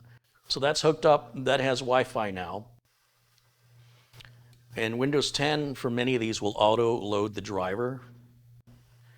Now, how good are the Wi-Fi speeds and distance, range, etc.? Just really depends on, like I said, the distance from your router and what router you have, and then of course which Wi-Fi adapter you bought. But you still have more options. I've only shown you 3. Internal, for chipsets that support the internal NGFF or next generation form factor Wi-Fi card, which is again really designed for portable devices like laptops and tablets. You can add a PCI Express card, which would also be very, very easy in comparison to what we just did. Price-wise, they're all about the same. And you could plug a USB adapter in, which is even easier. A $100 USB networking adapter is about as good as a $100 PCI Express internal networking adapter, and your selection of which ones you can choose from are far greater than your selection of these little ones. But again, all the links for these are in the video notes below the video. And as I mentioned, I'm still not done with my options because there's more. You see, there is power line networking. And the way power line networking works is it enables you to use your home's pre-existing wiring to go from one room to another. And the way it works, I don't have one to show you, but it's a wall adapter with an Ethernet jack on it. And you would plug the wall adapter directly into the wall, not through a surge protector, but directly into the wall, and then run a patch cable from it to the back of your router. And these wall adapters are sold in pairs. You go to the room in the same house that you want to have your Wi-Fi, but instead of Wi-Fi, you can take this other power line networking adapter, plug it directly into the wall, and then run an Ethernet cable from that to the back of the computer. Now that's not going to be as fast as Wi-Fi, but it is certainly more secure. I will say it could be faster than old Wi-Fi, but it won't be faster than new Wi-Fi, but in comparison. And yet there's still more options. If you had a big house and you didn't want to add a Wi-Fi adapter to your computer, and you had a mesh router, you could put one of the mesh routers are usually 2 or 3 units, sometimes more, 4 or 5, depending on how big you want to go. But like with the TP-Link or the Eros systems that I've reviewed here, they have 3 units. So if you put one of the units near the computer, all of those units have Ethernet jacks in the back of them. So while they communicate with each other wirelessly, you can run an Ethernet cable from the back of one unit to the computer that's beside it, negating the need for a Wi-Fi adapter. So there are a number of different ways to add Wi-Fi depending on your budget, your needs. Did I miss any? Does anybody have any other ways you can add Wi-Fi? I'd be kind of curious. Different price points, different amounts of effort to install. The beauty about running a cable is the security and the consistency of the connection. When you're plugging a cable into the power line, you're still going to have a consistency. It's just going to be not as good as a cable straight to the back of the router. Anytime you can get straight to the back of the router, that's preferred. When I purchased this house, one of the first things I did was had an electrician. This house has no attic. Every room in this house is vaulted, so that means there's about that much gap between where the top of the house is and where the ceiling is. So I don't have the skills to get in there with what they call a fish, to fish the wire through that gap. The gentleman who did it is a professional electrician, the same person I had working on Studio B, and he had to cut a hole in my closet of my office to run and fish that cable down so that it comes out down the wall over here, and I keep the router in the center of the house. The router broadcasts 360 degrees, up, down, left, right. So if I put the router on one side of the house, then my signal is going to be weaker on one side of the house. And my neighbors, well, they're going to get a pretty good signal if they can get into my router. They can hack at it all day. I'd never know. So the best location for your Wi-Fi router is the center of the house. But if you've got a giant house, if you're looking at 5,000 square feet, even 4,000 square feet and above, then you want a mesh Wi-Fi router. Or you want the whole house wired with Ethernet cables so you never have to run Wi-Fi, except on things like phones and tablets where running a cable is not an option. But generally your data consumption on those is nowhere near what it could be. For example, there are things that I create with a PC, like these videos. If I'm editing a video, these are gigabytes in size, and to transfer that to my NAS over Wi-Fi is going to take a while. If I have a wired connection, it takes seconds. These huge files transfer in seconds over to my network attached storage. So moving files back and forth, which is what I do because I'm nerdy. I really need that wired connection. My TVs or my Fire Sticks, those can be Wi-Fi. It's fine for Netflix. It's fine for TV streaming, generally speaking.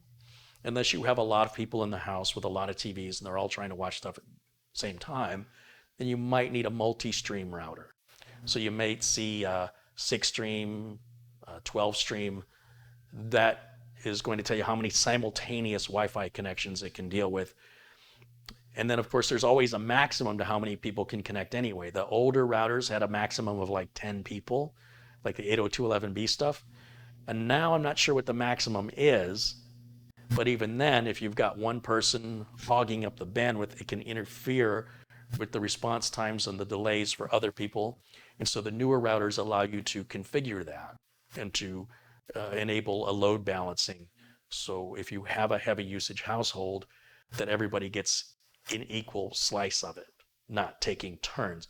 You wouldn't know you were taking turns other than you're waiting.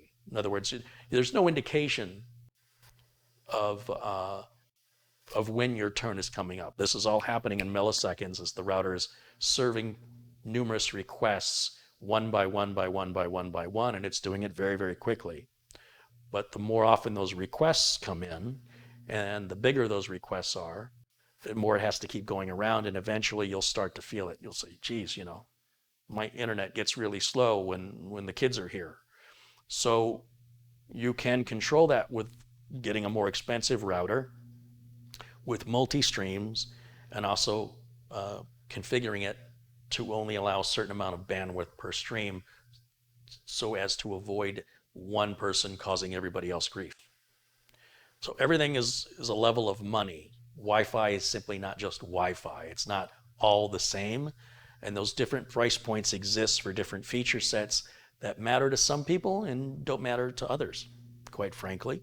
And I just wanted to make a video to explain all of these options, because what often happens when someone says, well, how do I add Wi-Fi to my computer? Someone will go, well, just buy a USB adapter, as though that's their only choice. As I mentioned, USB adapters have their downfall as well, but they are very, very easy. You plug it in just like a flash drive. You may or may not be required to provide a driver. The decent ones, the higher end name brand ones generally work without you providing a driver. That Windows 10 will see it, automatically load the driver, you're good to go. There are some less expensive ones that'll do that, but I don't know what they are. Like, you'd have to buy them and see. Will this unit here auto detect? I don't know. It might. I'd have to plug it in and see. Read the reviews on the website, like Amazon, Newegg, wherever you're buying. Read the reviews. People will often tell you if they needed a driver for whatever. There'll be people using Linux, people using Mac, people using Windows, and they'll often share their experience, especially if it wasn't a good one or if it was really easier than they thought it was going to be. And let that help guide you. Also, you can spend more money with a name brand. That doesn't always guarantee that the driver is going to be there, but it's more likely built in to Windows. And just read those reviews. But there is no best. All right. So when somebody says, well, what's the best one? Is this one best, or is that one best, or is this one best, or is the power line best, or is the mesh best? It's what's best for you. What's meeting your needs, what's meeting your budget, and the only way that you can know what's best for you is to have somebody explain it. Here's what all of your options are. Now that you know what your options are, choose accordingly. Any questions?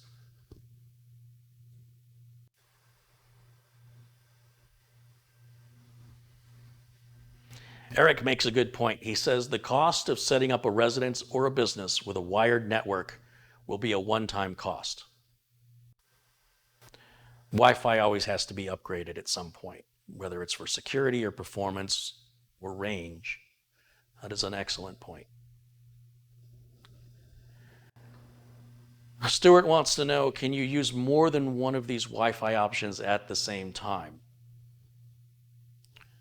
Well, I've never really known anybody who needed to connect to two networks at the same time like that. I understand there are motherboards sold with two Ethernet connections, and I've never quite understood why people would do that. I imagine you can, because you will have, just as you would have multiple Ethernet adapters, you can certainly have multiple Wi-Fi adapters. But I will tell you, you better be very careful with the channels you're using. Maybe use only 2.4 gigahertz on one and 5 gigahertz on the other, or be on channel 1 on the 2.4 and channel 11. Because now you're not only competing with your neighbors, but you're competing with yourself. So I'm sure it's possible. I've never done it, but I don't see any logical reason why you couldn't. I just don't know why you would.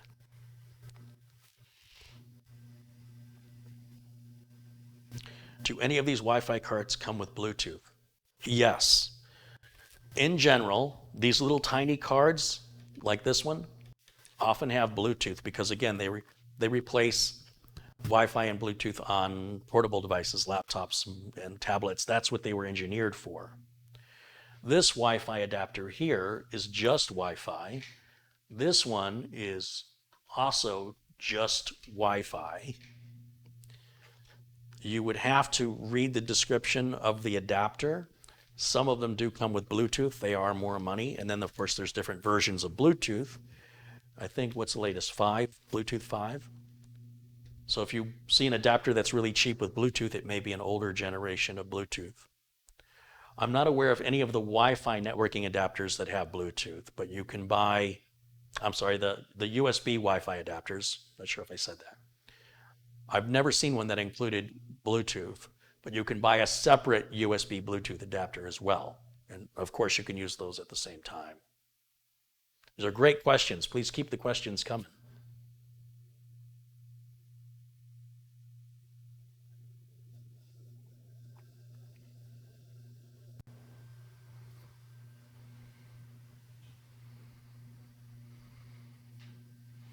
Kevin says, any server will have multiple Ethernet ports. Yes, but the server wouldn't be distributing via Wi-Fi.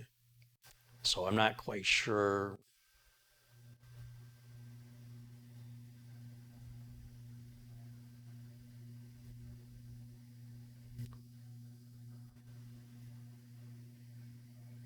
Bluetooth 6 is the latest. Thank you, Eric. I don't use Bluetooth at all. On my phone, I would never use Bluetooth on a desktop computer. It doesn't make any sense because you have to go through the effort of pairing. Like if you had a Bluetooth keyboard and mouse, you have to pair them. But with a Wi-Fi keyboard, but with a wireless keyboard and mouse, they're automatically configured to a dongle. So I can get into the BIOS and do what I need to do. May not be able to do that with Bluetooth. Bluetooth for a keyboard and mouse would be required for like a tablet or smartphone, because that's the only way you can connect a keyboard or a mouse to them. And maybe even a TV. But I know in many TVs, the regular wireless keyboards work as well. So if you're, Bluetooth is really about being portable. It's about moving from place to place to place. So on a desktop computer that sits in one place, Bluetooth doesn't make any sense to me. It will work, but it seems like you're paying more for the Bluetooth than just a regular wireless keyboard and mouse. And then you have the issue of pairing it. Carrie, have you tried any of the 3G or 4G M.2 cards? No, I have not.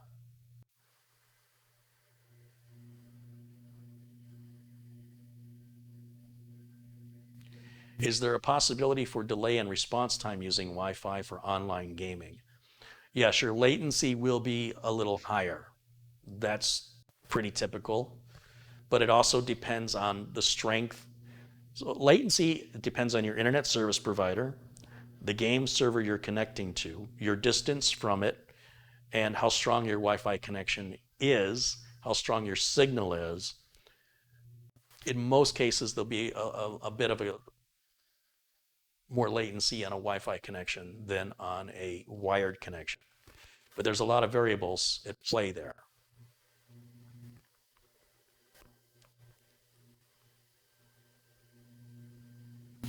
Daniel says he's got a Bluetooth USB and he uses it for outside speakers. Oh, sure. I'm not saying there's never a reason to plug Bluetooth into a desktop, but as far as a keyboard and mouse goes, it doesn't make any sense. And as far as speakers go, you just run a cable. You know, how far are the speakers from the computer? In your case, if you've got speakers outside, I could understand you're not taking the desktop computer outside. That makes sense. Though, when I want to play music through my speakers outside, I use my smartphone's Bluetooth, not my desktop computer. Because when I'm outside and I want to play the next track, I'm not going to go in the house, get on the computer, bring up Spotify or whatever application and hit the next button. I can just have my phone and standing right next to the speaker. I can adjust the volume with the phone volume connected to Bluetooth. The volume button on the phone controls the volume of the speaker, and I can control the song selection or pause it. Or if my phone rings, the Bluetooth shuts off automatically. If my phone were to ring while I was Bluetoothing from my desktop, I would have to manually shut off the speaker or turn the volume down on the speaker. Marco says it's great for headphones. Again, on a phone, I agree. On a desktop, I don't agree. The headphones with Bluetooth always have an audio delay that results in a synchronization issue. So if I'm watching a video on my computer, like this video, with Bluetooth headphones, the audio will be slightly out of sync with the movement of my lips because of the inherent delay in Bluetooth. Now on a phone, I don't notice it in a phone conversation. But I haven't tried a headset with Bluetooth 6. Maybe that's resolved. When I use Bluetooth headphones on my television to watch TV at night, I have to set a sound delay of 600 milliseconds to synchronize it. It's off by 600 milliseconds. It's pretty significant.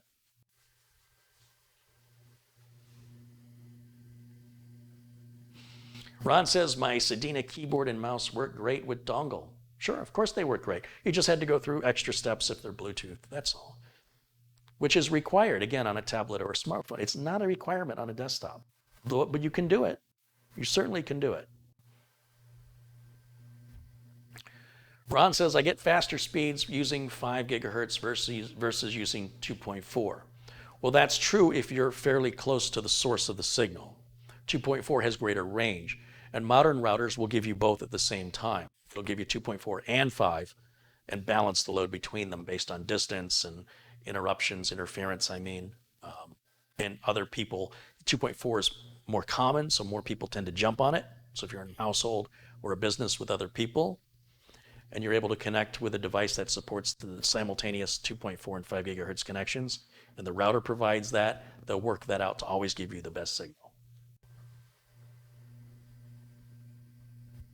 But the minute you move a distance from the source, from the router, you'll find that 5 gigahertz signal range is pretty limited compared to the 2.4.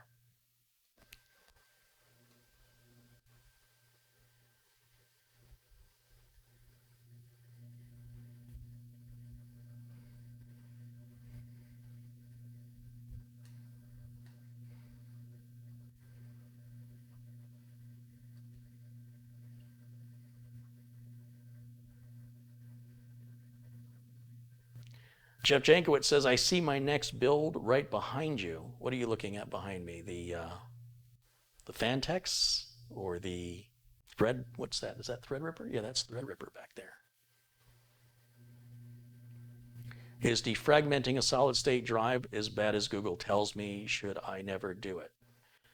No, you should never defragment a solid state drive. You're not going to kill it, but if you make a habit out of it, you will prematurely cause the drive to have excessive writes.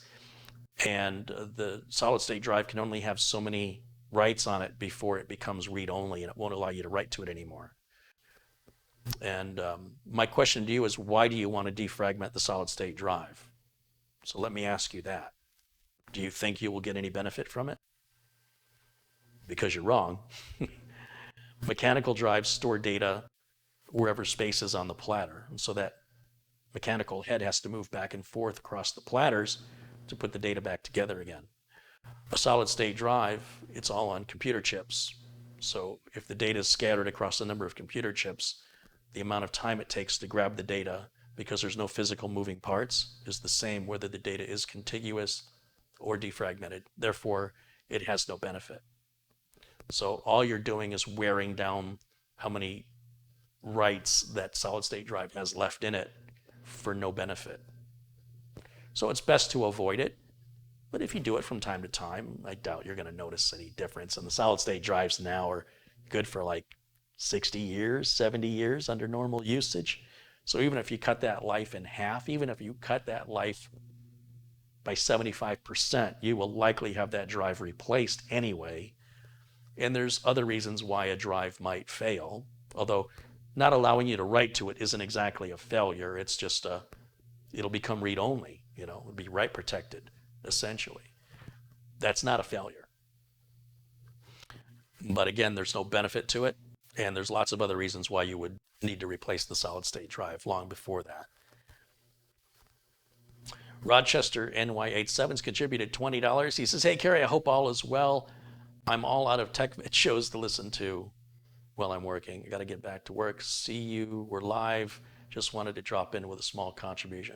Thank you, David. I appreciate that. And you and I will have to talk about your computer build.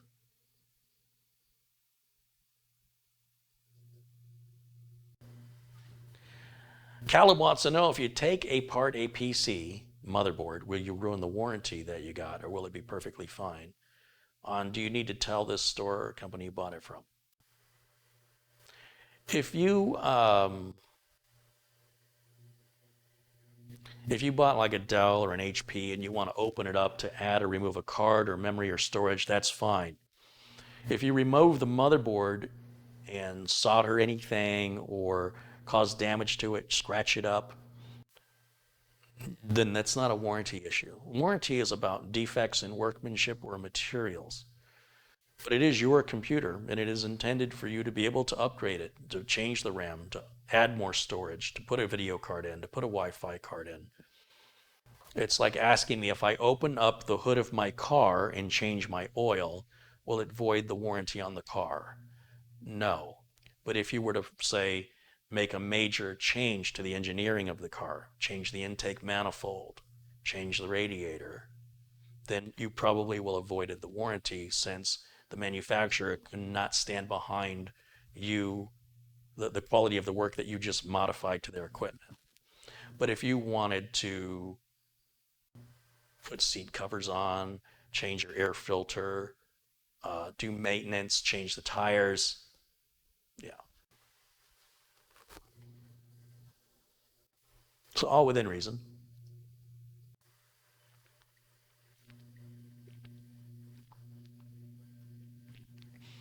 Marco says, I'm using a Bluetooth headphone right now, and he says the delay is probably 100 milliseconds, virtually in sync. Yeah, mine isn't, I'll tell you that.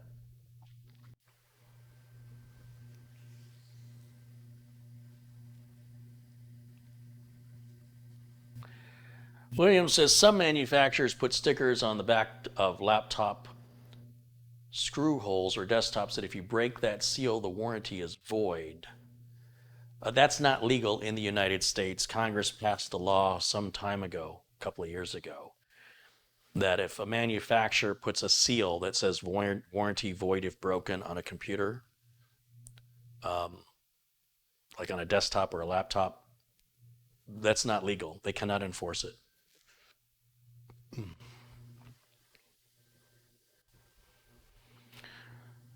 Chuan wants to know, is a solid state drive for the operating system and a hard disk drive for storing other data an ideal combination for a home user?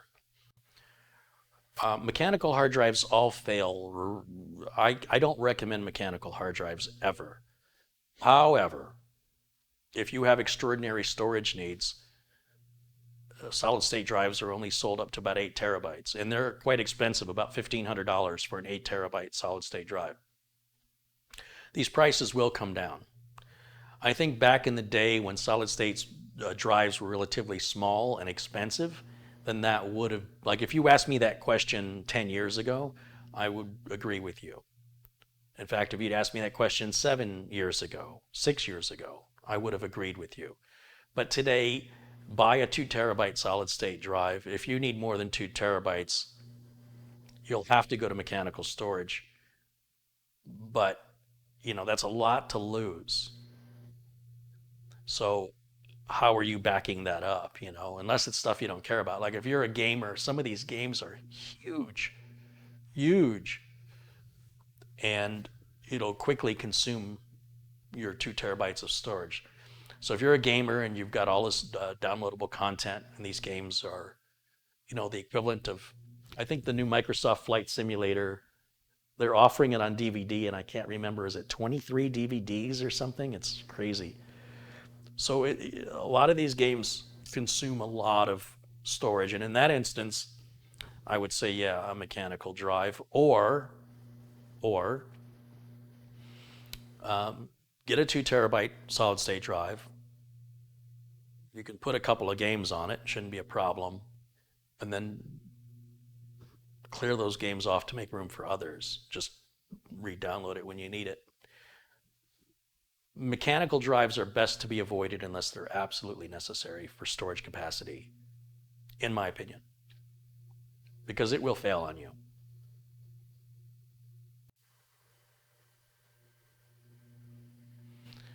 Caleb also wants to know, where's the best place to get a new motherboard? Wherever you want. Any place that sells motherboards that you trust, that you know that has good customer service. If you have a problem, whether that's a local retailer or an online retailer, that decision is for you to make. If you buy from some shady seller you've never heard of, from a site you've never heard of, and you never get the product, or there's an issue with it, you could be buying gray market or stolen product. Obviously, that's not going to happen at a reputable retailer. So I would just say any reputable retailer in your area or online that's reputable. I buy my stuff from primarily 3 sources: Amazon, Newegg, and B&H Photo. Those are my 3 main go-tos. There's no Micro Center store anywhere in Phoenix, but there are people that will go to their local Micro Center store as a reputable electronics retailer or computer parts retailer with good customer service. So I'm told.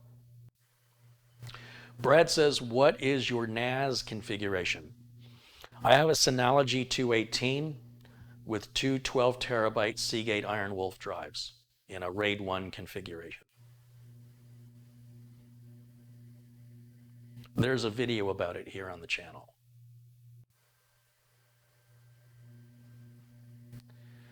Danny says, I've heard that hard drives last longer than solid state drives if you refresh the data every few years. It's absolutely not true.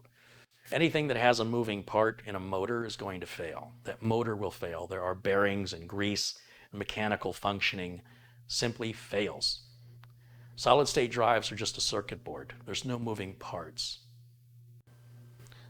So if you want to, put your data on a hard drive and put your data on a solid state drive, and then come back in 10 or 15 years and let me know which one fails first.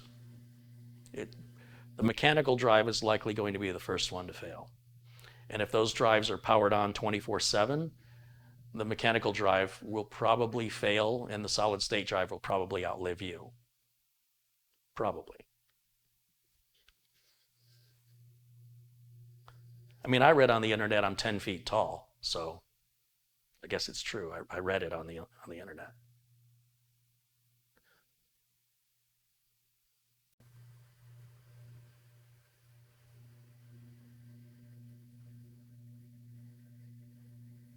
Brad says I have a DS216 plus 2 with two 4 terabyte Western Digital Reds. Yeah, I really like the Synology NASs. This is fantastic. What are the various advantages of 300, 400, or 500 series chipsets? Depends if you're talking about AMD or Intel, but primarily it revolves around how many USB ports you get, how many PCI Express lanes to the processor. You know, if you want to run dual M.2 drives at full speed, the lower chipsets will run perhaps one at one speed and the other one at half the speed. This is far too complex for me to answer, and you wouldn't remember any of it anyway. But you can go to websites like Tom's Hardware or even Wikipedia. I'm sure will break down the differences in the chipsets for you so you can decide accordingly which one is best for you. You know, if you want to do overclocking versus if you have no interest in that, then you're going to pick your chipset accordingly. How much RAM or how many RAM sockets, how many SATA ports, how many USB ports, how many USB 3s, 3.1s, all of that's based on the chipset limitations. Obviously, the less the chipset can do, the cheaper it is, the cheaper the board is. You get what you pay for. So the cheaper the board is overall, it's not going to do as much. But if you're not somebody who does as much, then why would you buy more than you could use anyway, unless you have plans to grow into it?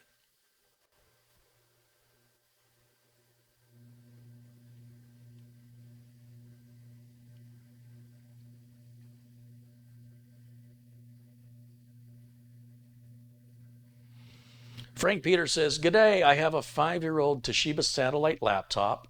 Shortly, I will install a new solid state drive and operating system. It will need download driver. No, well, if you put Windows 10 on it, you shouldn't need any drivers downloaded. Windows 10 will just take care of it."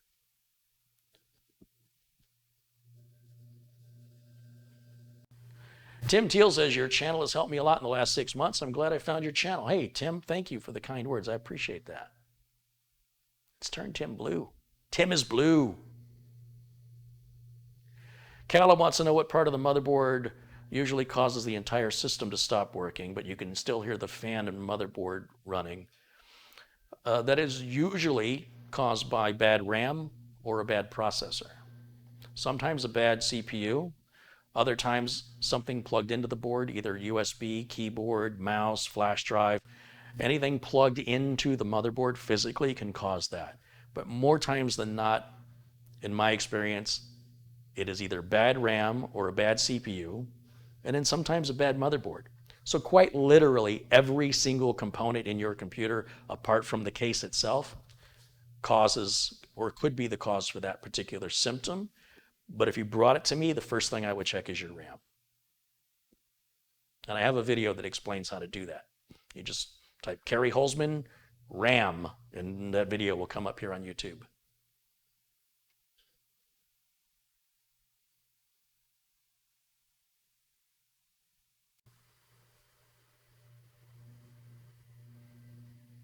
Juin says, "Thanks, Kerry. Love your videos. It's 4 a.m. here in India."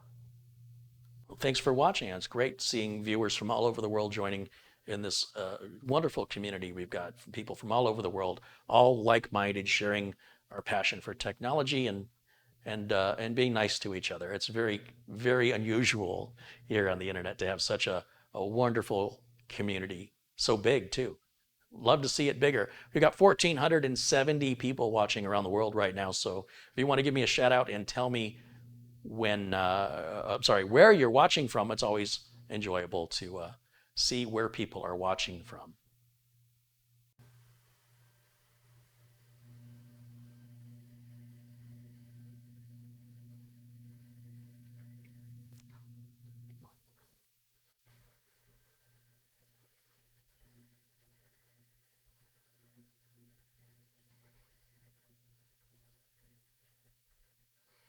Ron wants to know what my thoughts are on Netgear network hardware. I think Netgear makes great networking gear. I use when I'm buying a networking switch, I will often buy Netgear or TP-Link. My router is a Netgear XR700. That's that $500 router. I'm very happy with it. I'm a little concerned it hasn't had a firmware update since October. I don't like feeling abandoned by the manufacturer, but when I'm shopping for networking hardware, I look at Netgear, I look at TP-Link when I'm looking for value. If I'm looking for a cable modem, I'll look at ASUS or Motorola. I did not like my Netgear cable modem at all. But when it comes to network switches and routers, I think Netgear leads the way. I avoid D-Link at all costs. D-Link's just got all kinds, they've had a history of security problems, and I just don't recommend their products. If somebody wants to buy D-Link, that's fine. Just don't ask me to help you with it. But my two main networking companies that I go to are Netgear, TP-Link, and then ASUS has some good networking gear too. So there's three major ones that I use. That's not to say others are bad, but those are the three that I use.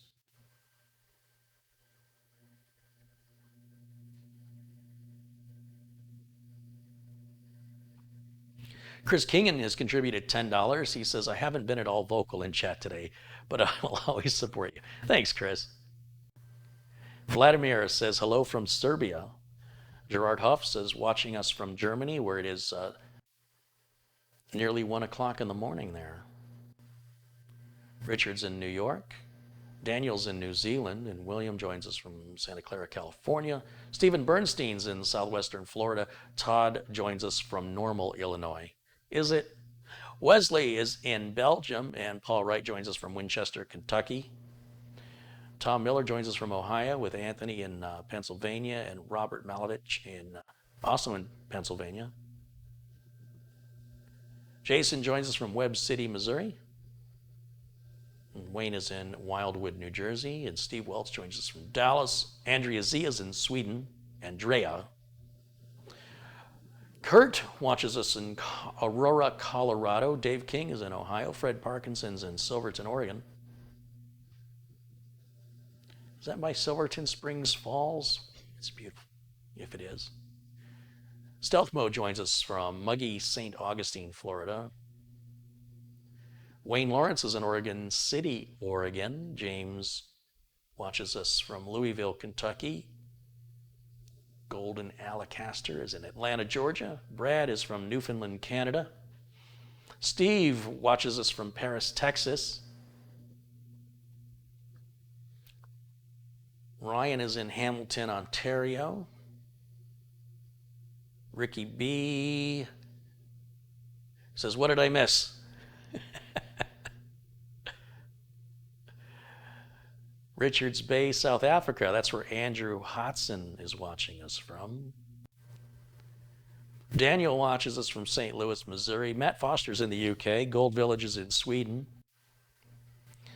Mark MC is in Belfast in the UK. And Fred, I said that one already. Eddie Casanova's in Philadelphia. Tony joins us from Southeast Iowa. KS Games in Minnesota. Gil Garcia's in Texas. SGMEOLA, I don't know, that's in Sam. Oh, Sam, I gotcha. Sam is in Colorado Springs. Jan Gunnar Glendrange is in Norway. David Griswold says, watching from Buchanan, Michigan. Never heard of Buchanan. I wonder how many cities there are in the state of Michigan. 1,000? So many times people mention cities I've never heard of, but I know they're all amazing.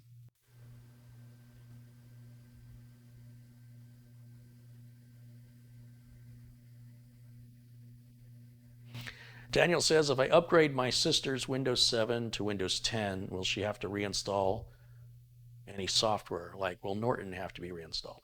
Usually antivirus has to be reinstalled, but if you do the upgrade, it should do the upgrade using the Windows 10 Upgrade Advisor.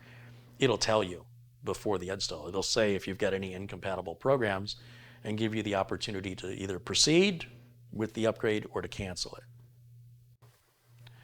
Lloyd is watching us in Tennessee. The Ace B52 is in Canada. And Eric Delpay is in Canada. Danny watches us from Pennsylvania. Ron Hillier is in Troy, Illinois, not too far from St. Louis, Missouri.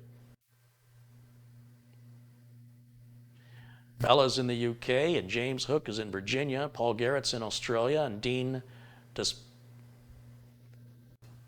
Despotovsky is in Melbourne, Australia. Sharkbait is in Colorado Springs. Jeff Jankowitz joins us from Emmetsville, Pennsylvania. Meterman is in the UK. One Kepper is in Virginia. Eric Hansen is in Iowa.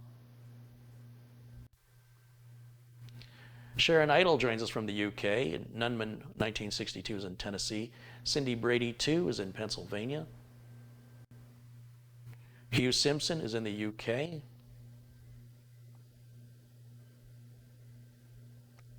Bill Ghaniyam says he's in Palestine. Vincent Doles says thanks from Riyadh, Saudi Arabia. Nice. Aorus Team Jeffries in the Netherlands. Darren Patterson is in Latvia. Jacob J is in Alabama. Rick Lakes is in Minnesota. Truly a worldwide broadcast here, folks.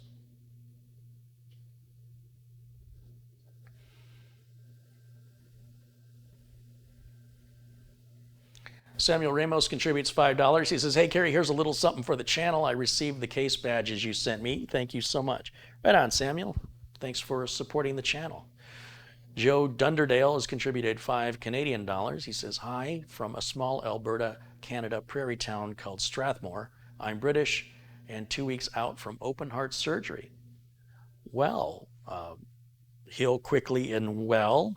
And isn't it great that we have such modern medical technology? Imagine how your life would have been different 80 years ago. If you were born 80 years earlier, the fact that we can have open heart surgery and extend our lives is amazing. And I know that that's a pretty severe, in most cases, depending on how you had it done, it could be a pretty severe recovery. But hopefully I can keep you distracted and encourage you to take it easy and let everything heal before you get back to running any marathons.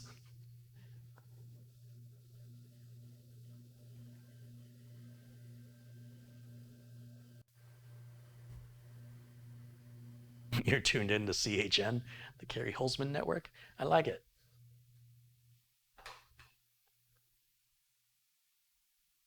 Buchanan is in the southwest part of Michigan.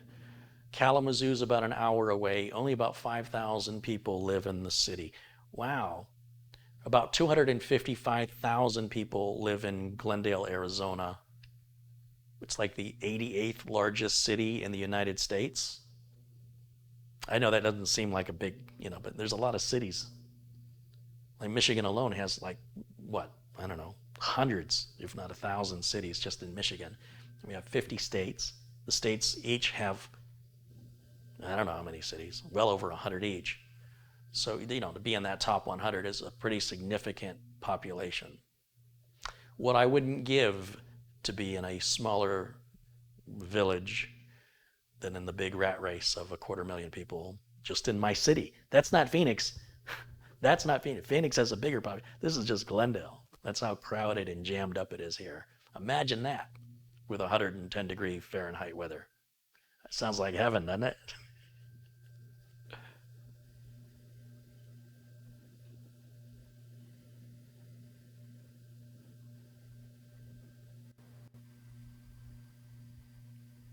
I do want to warn you, there are people online, there's no shortage of them, that will tell you about failure rates. They'll tell you that mechanical drives will last longer than solid state drives. And all I can suggest to you is to say to those people, prove it. I run a business and I see hundreds of computers for numerous reasons every year. And I've been doing professional computer repair for 29 years. So some guy with one computer, or he's had 2 or 3 computers in the span of whatever amount of time, that's less than a week's worth of work for me. And if they're establishing this anecdotal evidence as proof because of their own personal experience, It's just there's not enough data there to actually correlate any meaningful result. But in all the years I've been doing this, I've never had a solid state drive fail. I've never had a customer bring a machine to me with a failed solid state drive. And no solid state drive I've ever installed has ever failed. That's not to say they don't fail. I just haven't seen one yet. You might have seen one. You might have seen 10, but that's not my experience. And I'm seeing,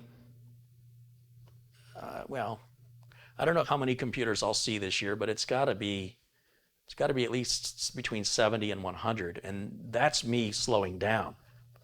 Back in the day, when we were dealing, in the early 90s, mechanical hard drive failure was crazy. It was constant. It's just another day, another bad hard drive, another day, another bad hard drive. These newer hard drives are, in my experience, far more reliable, but I'm seeing less and less of them. Like the 212 terabyte Seagate Iron Wolf drives that are in my NAS, perfect. No issues. I've been in there, 2-3 years, I think? No issues. Now, my previous NAS, I had 4 Seagate, they were the 3 gigabyte drives. And that was in a Seagate NAS, which was horrible. And those 3 gigabyte drives had an enormous failure rate. I think there's even a Wikipedia article on that whole big issue. So they seem to have improved. However, just this week, I made a video with a failed hard drive. Last week, I did a repair of a failed drive that I was recovering data from. But in all fairness, the drive was made in 2005. I'm sort of tempted to put some data on a solid state drive here on a live video and put a date label on it and go stick it on a shelf, and then come back and revisit that and put these rumors to bed. Because people will say, well, it's not good for archival use. You can't do that. It's reliable. There's no proof. There's absolutely no proof. They just read something. They decided to believe it. And then worse, they then parroted the information back out as though it was fact. It's simply not true. It's simply not true. And I don't know any other way to do it but then to, and then here's the question. So let's say I take a solid state drive. I put a bunch of data on it. And I go, okay, guys, we're going to revisit this video in X amount of years, 3 years, 5 years. No matter how many years I pick, somebody will go, well, yeah, if you'd have waited another year, it wouldn't have been there. Okay, so then I got to take, 4 or 5 solid state drives? And we'll check one in 3 years, we'll check one in 5 years, we'll check one in 7 years, we'll check one in 10 years. What's it going to take? And 10 years from now, you probably won't care anymore because we'll be using some other form of technology. It's a pointless argument because any data that's important to you, you should be backing up. And failure rates are irrelevant, honestly. For the end user, as long as you've backed up your data, who cares? Because statistics only apply to people that affect them. Like you might say airline travel is the safest way to travel, but that's a little counsel to somebody who has lost a loved one in an airline accident. Although it doesn't represent the majority, it's not going to make them feel any better. Well, I'm sorry your loved one died in that airplane crash, but that's the safest way to travel. Thanks, I feel better now. Like, it doesn't really matter what the statistics are. It matters what affects you. So no matter how good a product is, they all fail at some point. Nothing is forever. Everything fails. This earth is only going to be here for a certain amount of time. Our sun is only going to burn for everything's temporary. So while you're here, instead of worrying about reliability of your storage, back your stuff up. And if you're so worried that you truly believe that a hard drive is more reliable than a solid state, then buy your hard drive. I don't care. I honestly don't care. But I can tell you as a business person who runs a business successfully for, what's it been, 15 years? You've been self-employed? I have never seen a failed solid state drive come to my office. Ever. Never, ever, ever. I saw Brian Cometa over at $300 Data Recovery doing a recovery on a brand new solid state drive, like a model that was just released that year. Clearly, that was unusual. But nothing's ever been brought to me. I have no reason to lie. There's nothing in it for me. Like, if I tell you I haven't seen a solid state drive, it's not because I'm making money. Nobody's paying me to say that. It's just sharing my experience. If I see one, I'll share it with you because I'll be kind of excited. Never seen one. But if I've seen mechanical drives fail, more than I can count. And 2 mechanical drives fail were brought to me from customers in the last 2 weeks. So take that data and do with it whatever you want, but it's no excuse to not back up. It's not like, well, I'll get a solid state drive because Kerry says how reliable they are, and I don't have to worry about backing up. Oh no, you still have to back up. Besides which, there's other ways you can lose your data. You can accidentally delete it, you can get ransomware, a virus, you can be robbed, burglarized, you can have a fire, you can have a flood. All kinds of things can happen besides hard drive failure that can cause the loss of your data or storage failure. And that is why you back up important stuff.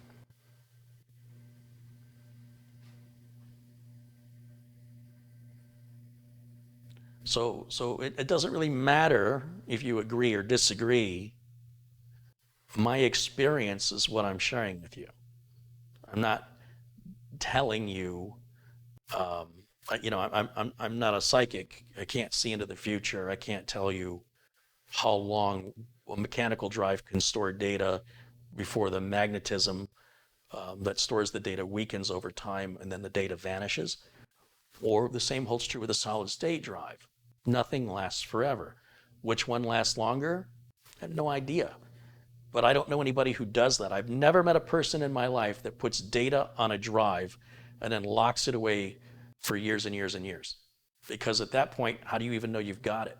It's the most bizarre argument I've ever heard in my life. I've never had a customer approach me and say, how can I archive this data one time and never look at it again for 10 years? I'll say, delete it. What do I do in 10 years? I go, I'll visit your grave in 10 years. You won't care anymore. So it's just the logic people use to justify their agenda is just bizarre to me. I don't understand why you would be so motivated to try and argue a point. Like, it doesn't matter. You want to believe what you want to believe. Go ahead. I don't care. It doesn't cost me any money. I don't profit. And if I ever see a failed solid state drive brought to me by a customer, I'll show it to you. And if any customer ever brings me a flash drive or a solid state drive that they said, oh, I put data on this and I put it in a closet for the last X amount of years, and now when I plug it in, the data's gone, I will share that information with you if that ever happens. You know, if you walk outside, a meteor could fall out of the sky and crush you. Okay. Do you know anybody that's happened to? Here's something for those of you who think that way. Think about this. What if there were no hypothetical situations? That'll keep you busy for a while.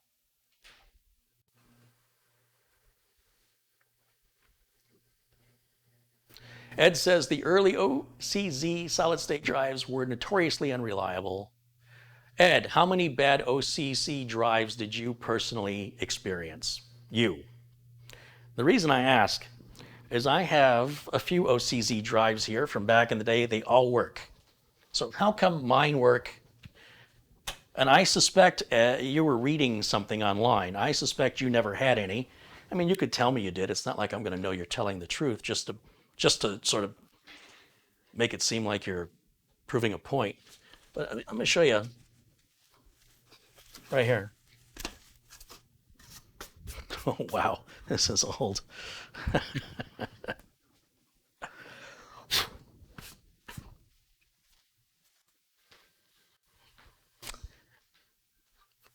Talk is cheap. Show me proof. I'm going to show you proof right now. This is an old, well, it's got somebody's name on it. This is an old OCZ drive. We can all agree, yes? It's even in the 3.5-inch form factor, like a regular traditional mechanical drive. so you don't have to put any adapters on it.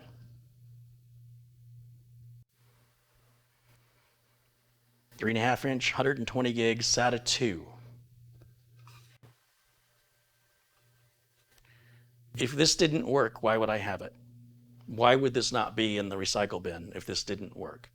I can plug this in to this computer right here. This has not been on in years. Years this has not been on. Now, before I plug it in, who wants to make a bet with me as to whether or not it works? Who's willing to truly believe this nonsense? Because I have proof. And I have not turned that drive on. It has not been powered on. It's got to be 4 years, at least 4 years. So let's do this. Stop talking and let's do something. Who's willing to bet me that that drive no longer works?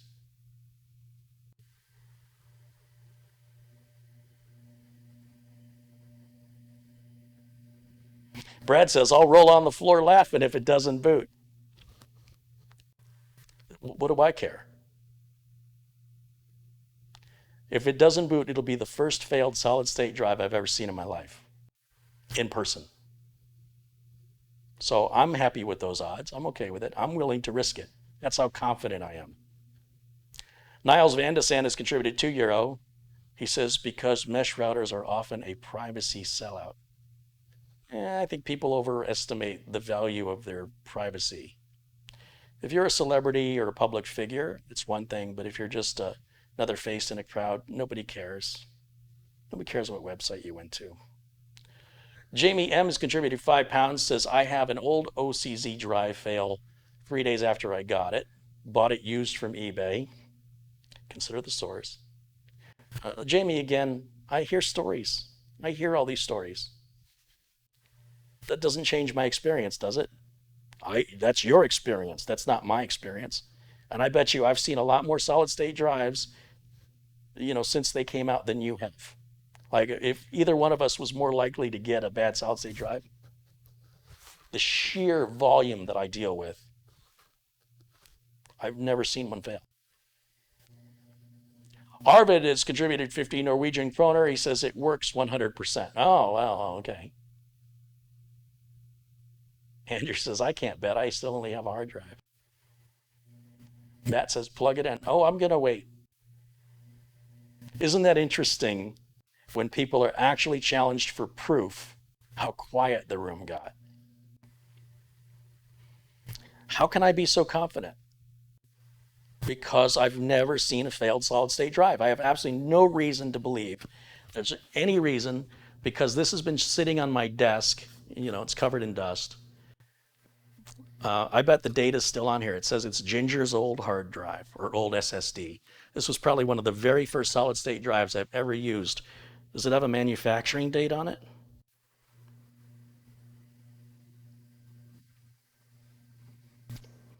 When you see us, we talk about the warranty. There are indicators for determining warranty status, and the stickers may have information on them, like the serial number, that if you were to remove those stickers, your warranty would be invalid because the company would have no way to validate that it's their product, it's genuine, authentic, and they would have any record of what the serial number is. Therefore, if you are opening up a device that requires you to tear one of the stickers that's used to identify warranty status, that could jeopardize your warranty. Just getting back to that whole earlier thing. Ron says, hey, I was quiet long before that. I just want to know who's willing to bet me.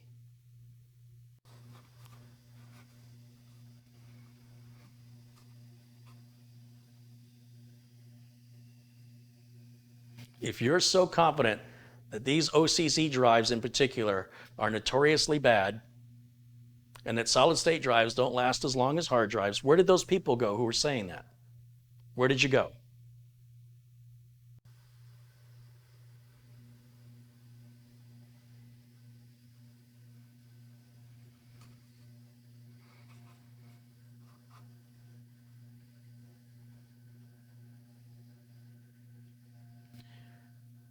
Now this probably has Windows 7 on it. It probably isn't going to boot. But what I can do is I can hook it up to where the optical drive is on this machine as a slave drive, and I should be able to see drive D. Once Windows 10 loads, it should load as drive D, and I should be able to explore all the files on it.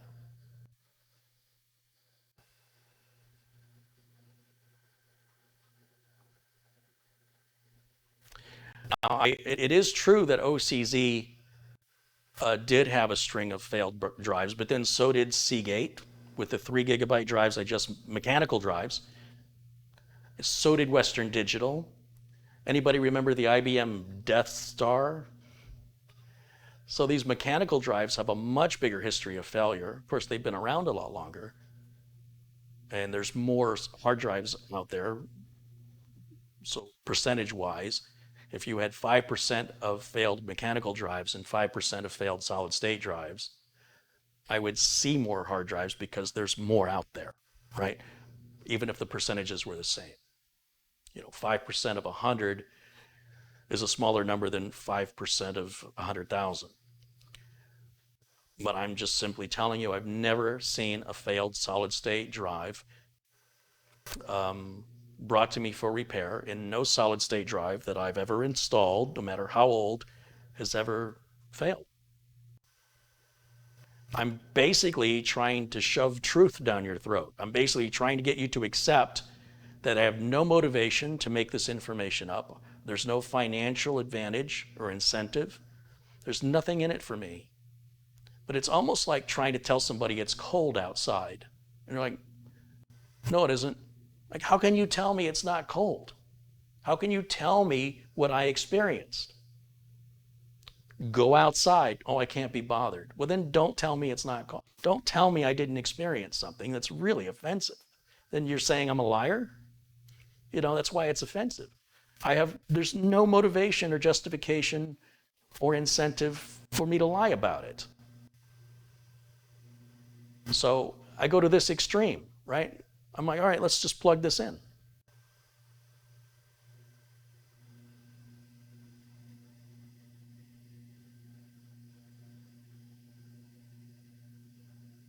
Luis Lopez has it right on the head, exactly. Moving parts are always going to fail before solid-state parts. Niall says, I missed his contribution. Did I? Let's take a look. I apologize for that.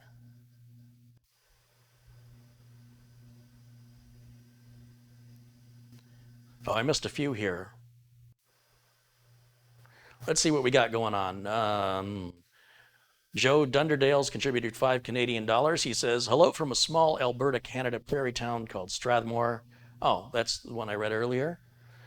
Thank you, Joe. Madi Yoel with a $20 contribution. He says, check your PayPal after the show. And thank you. Well, thank you, Madi. Daniel Pexton with a $5 contribution. He says, thank you for the info about the upgrade for my sister. Niles Van de Sand contributed €2. He says, what are your thoughts about 2 routers over mesh? I find they don't work as well as a mesh router, personally.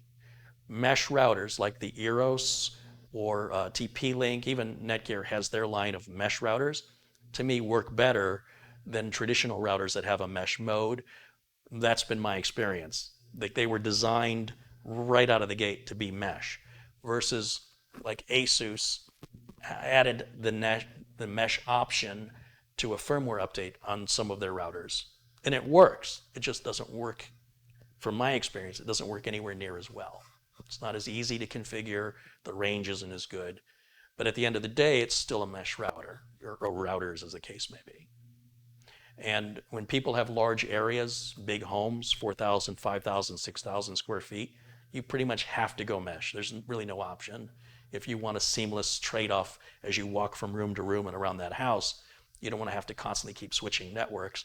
It'll just hand it off automatically, and it's seamless, and it just works. They're really, really good. Range and distance on mesh routers, you have to see it to believe it. They're incredible. But if you're in a small house, if you're in 2,000 square feet or less, you probably won't notice any difference between a regular standard router and a mesh router. It'd be a bit overkill for you.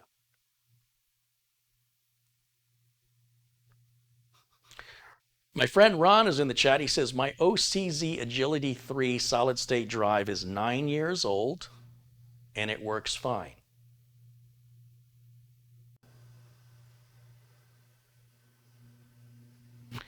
William Lynn says on my Google Wi-Fi router, Google says I can connect up to 200 devices, and I have no buffering on the Google Wi-Fi. It's very fast and very smooth, and it uses Google Cloud, but it's very secure. Glad you're happy with that. Rick says Carrie got all fired up because somebody said SSDs fail. Everything fails. Everything fails. Solid state drives will fail. I promise you, they will. The question is, are they not smart for archival use? Are they more reliable or less reliable than hard drives? And I think that's ultimately what the question lies.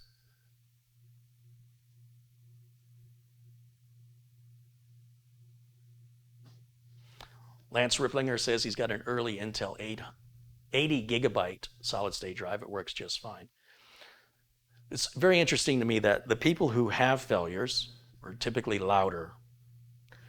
And a lot of people will grab experiences from others and assume them as their own. In other words, they'll see a video online as though they lived it personally and then start spreading that information as though they're actually speaking with conviction because they saw a video or they read an article on a website.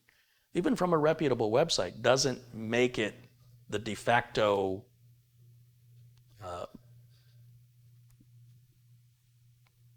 one size fits all, this applies to everybody standard. People have different experiences. And if anybody was going to experience a bad solid state drive, you would think it would be a technician who works on computers full time, week after week, month after month, year after year.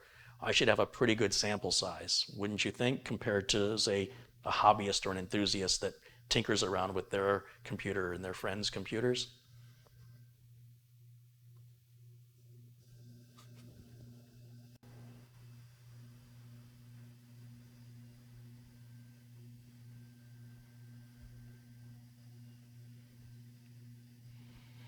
Jamie M says, he contributes 5 pounds. He says, I had an old OCZ drive fail 3 days after I got it.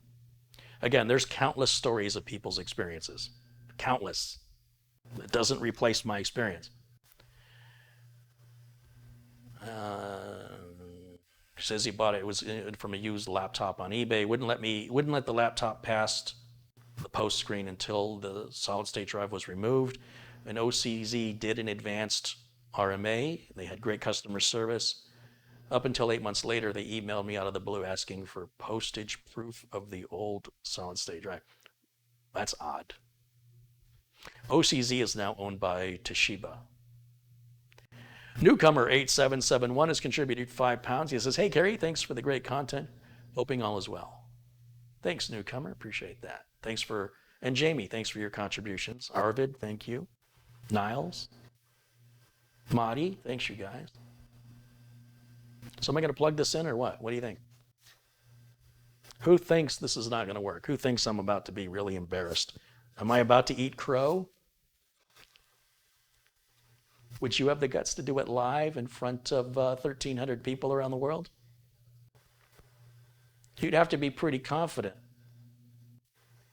to put up that risk, because I have nothing to gain. There's nothing in this for me. If it works exactly like it said it did, no benefit. If it fails, it makes me look like a fool. So why in the world would I do it? I do it because I've never seen a failed solid state drive.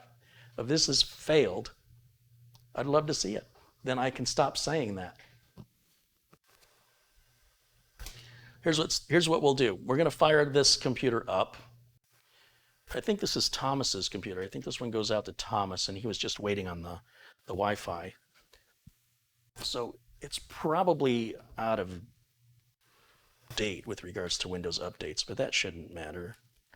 Should be a clean install of Windows 10 on here. Let's get some power. Let me move my drinks because I got to move the power cable over there.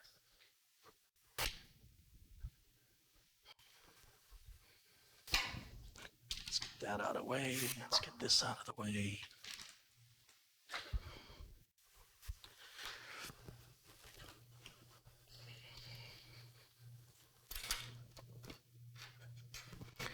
First, let's make sure the machine boots and it works, so we know we're working with a good machine. Keyboard and mouse are already plugged in and turned on. Let's fire this bad boy up, and let's switch over to camera input 2, which is the output of this computer. Camera 2. Yep. So we're booted up now, and it should automatically identify the Wi-Fi adapter.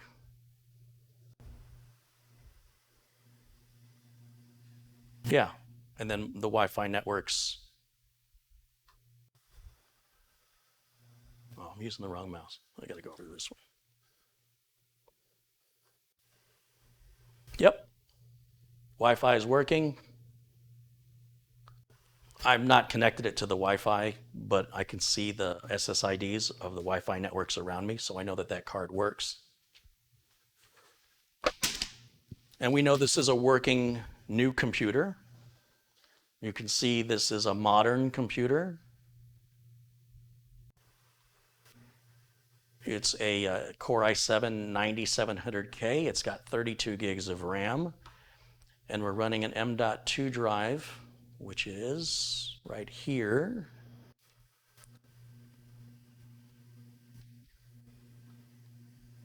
It's an ADATA SX8100 M.2. There's no other storage in this computer other than the optical drive. So let's shut it down.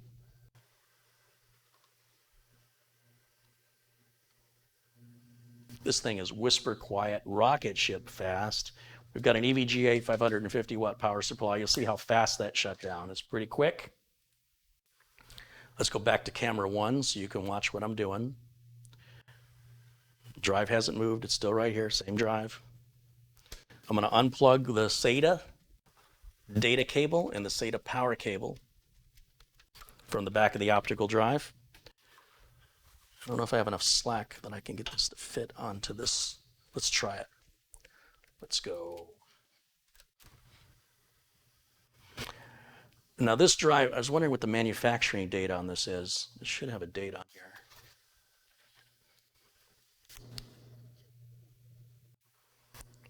Vertex 2. That's all it tells me. See if we can do a quick search on what year this came out. In general, there's probably like a review of, let's see, OCZ, Vertex 2.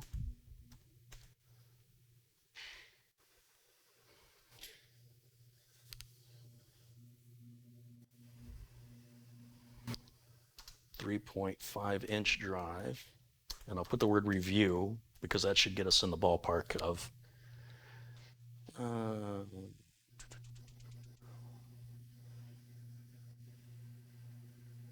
2010. So this drive is 10 years old, 10 years old, because I see a review from July 8th, 2010.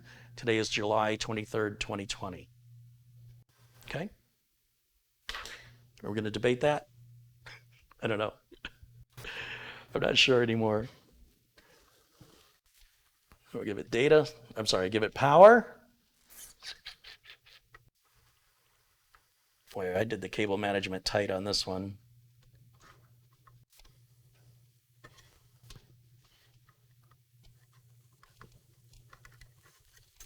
And then we'll give it data. Plug that in.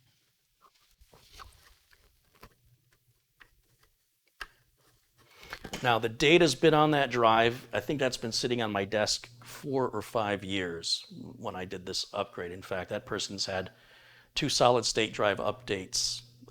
They went to a 3.5-inch Samsung, and then they went to an M.2 NVMe since this drive. That's why I try to explain to you that the failure of a solid state drive is not likely for you to experience.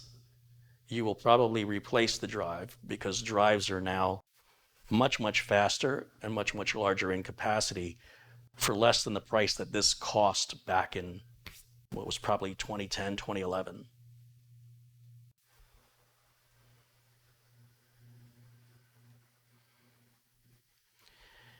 Essential working too hard has contributed $5. He says, go for it. It will certainly work. I have no doubt it's going to work, but I do like kind of stringing along the tension.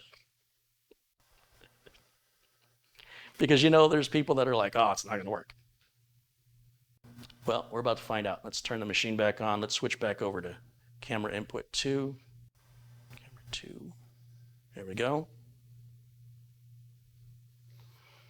Man, that boots fast.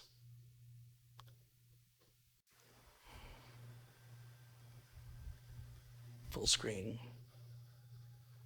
Let's go to the yellow folder.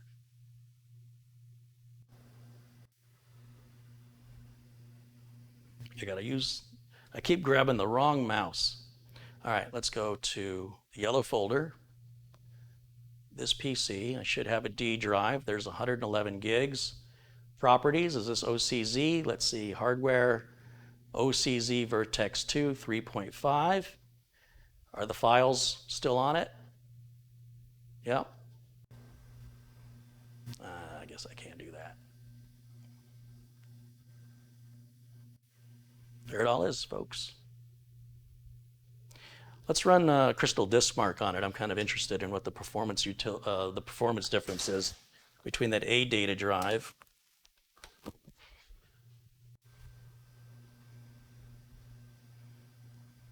Let's grab Crystal Disk Mark. Oops. Crystal Disk Mark Portable.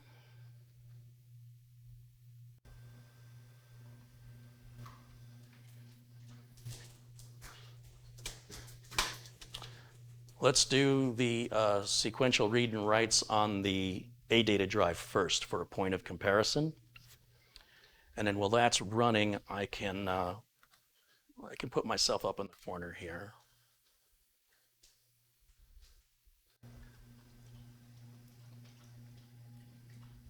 Let me grab this video. Why is it's not letting me do it? Camera 1, go right up there.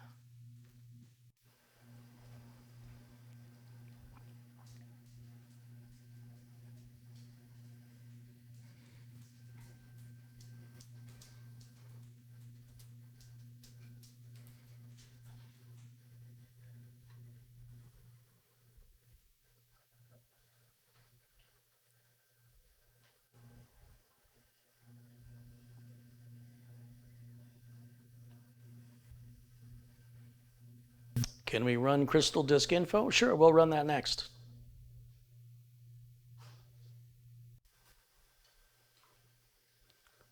So that's done. Let's switch over to the D drive now. Select drive D. My screen is way too small. I can't see anything. There it is. What the heck is drive E? Oh, that's the flash drive. Okay. And then let's do the same test again. So now we're doing a massive read and write on this 10-year-old OCZ drive.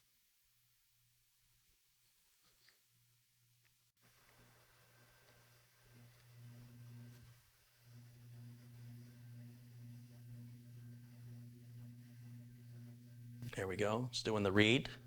Well, it's preparing the read. If you 1 of 5 is happening. And we should see some numbers here. We go 226.13. So the maximum SATA 2 would carry is 300.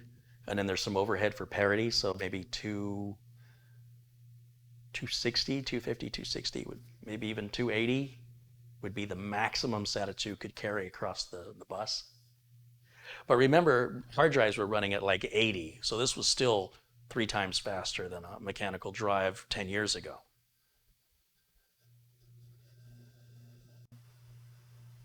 Now we'll see what the writes look like on here. Ooh, painful. Yeah, those writes are pretty painful. In this case, a mechanical drive would have been faster on the writes. They're going up a little bit, and it's test 4 of 5. Here's the final 5 of 5. 50 is pretty painful. But that's, I mean, I don't know what the original specs said. You can go back and look at the reviews on the drive, but that clearly works. Let's take a look at Crystal Disk Info. Let's do that. We can see how many hours are on this drive.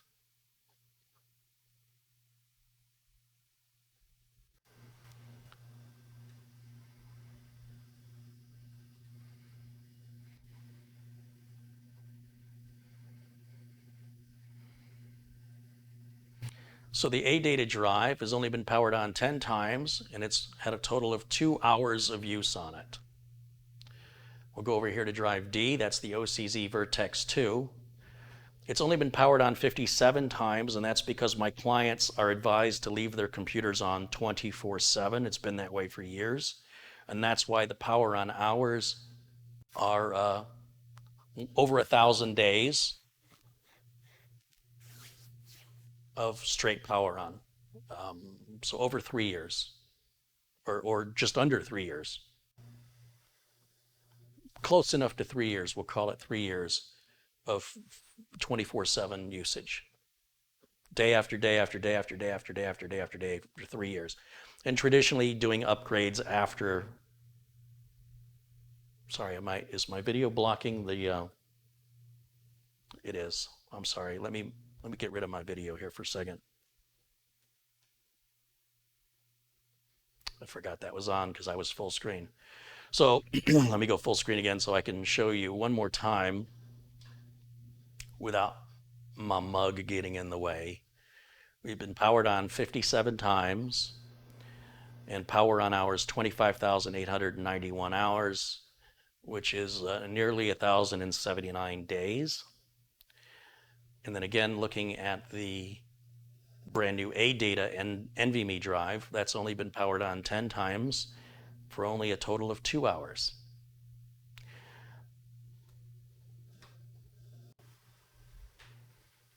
So I would like to prove to you, because everybody can say whatever they want to say, but until somebody actually proves it to you, I don't know how you can take that as truth.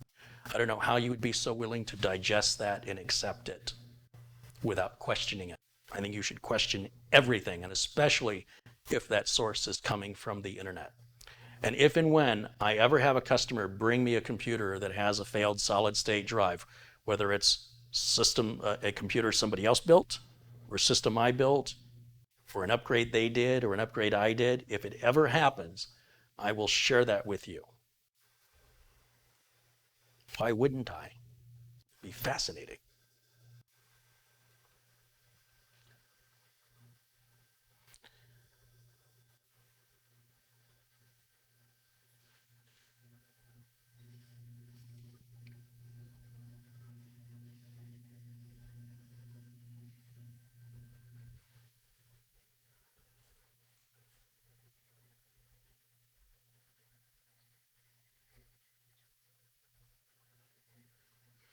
PC Fanatic says, I remember my old Pentium 90 and benchmarking my hard drive at 5 megabytes a second. Yeah, but files were smaller. You weren't downloading any 500 meg NVIDIA drivers back then.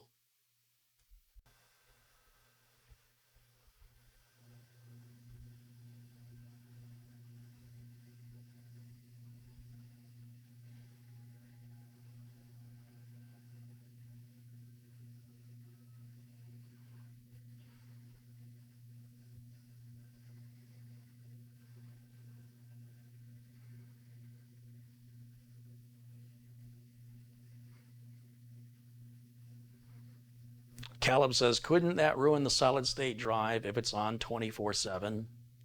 Well, you tell me. What did you just witness?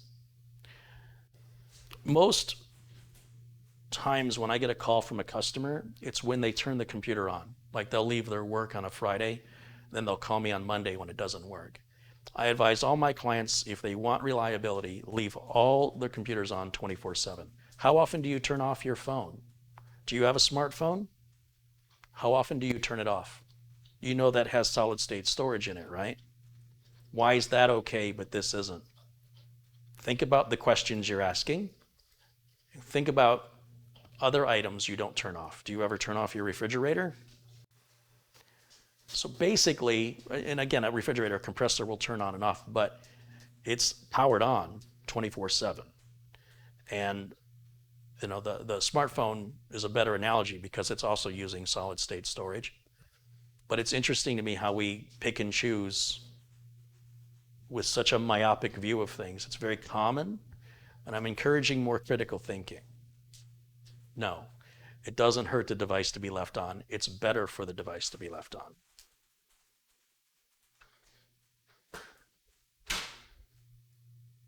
It may not be better for your power bill, but it's not taking that much power. Solid state drive isn't exactly a heavy usage.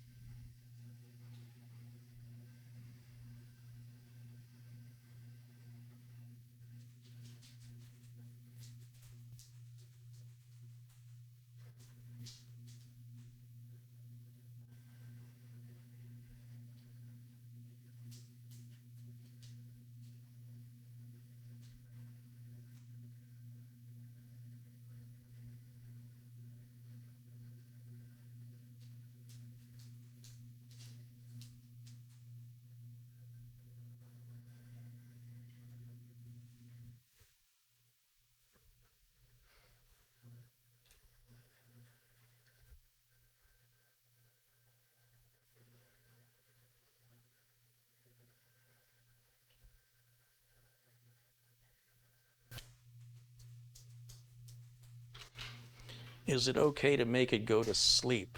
No, no. But when you have a mechanical drive go to sleep, it spins it down. So when it wakes it up, it spins it back up again, and that's when, if you're going to have a failure, that's more than likely when it's going to happen. When I set power settings on a computer, the only thing I let go to sleep is the monitor. Everything else stays on. There's no reason to put anything to sleep unless you're running on batteries. That's really designed for laptops. And of course, battery life is key. It's very important in a portable machine that you have the longest battery life possible. On a desktop plugged into the wall, all you're doing is adding wear and tear to the components by putting them to sleep and waking them up. Not only that, they're all low power consumption. So the only thing that's really taking a lot of power over the entire system while it's idle is your monitor. So letting your monitor go to sleep is advisable so you have no screen burn in, you're not paying that high electric bill, and you're less likely to experience a failure. It won't guarantee you're not going to have a failure, but statistically you're less likely. All of my customers that leave their machines on 24/7 have seen a decrease in support calls by about 70%. And that's off the top of my head. That would be a number I would grab at. Support calls significantly decreased by more than half by always leaving the machines on. And furthermore, I'm able to work on their computers remotely after business hours and on weekends when they're not in the office. What was that? You okay? I can work on their machines remotely with unattended access, and I can do Windows updates, driver updates, even BIOS updates. I do that all remotely now, and I don't interfere with their productivity during the day. And that saves me quite a drive, by the way, driving half an hour each direction to get there. And so all my clients are advised to leave their machines on in a business 24/7. They don't have to. I don't demand it. It's their inconvenience. I'm happy to bill them for all my time. It's no problem. I'm a terrible businessman.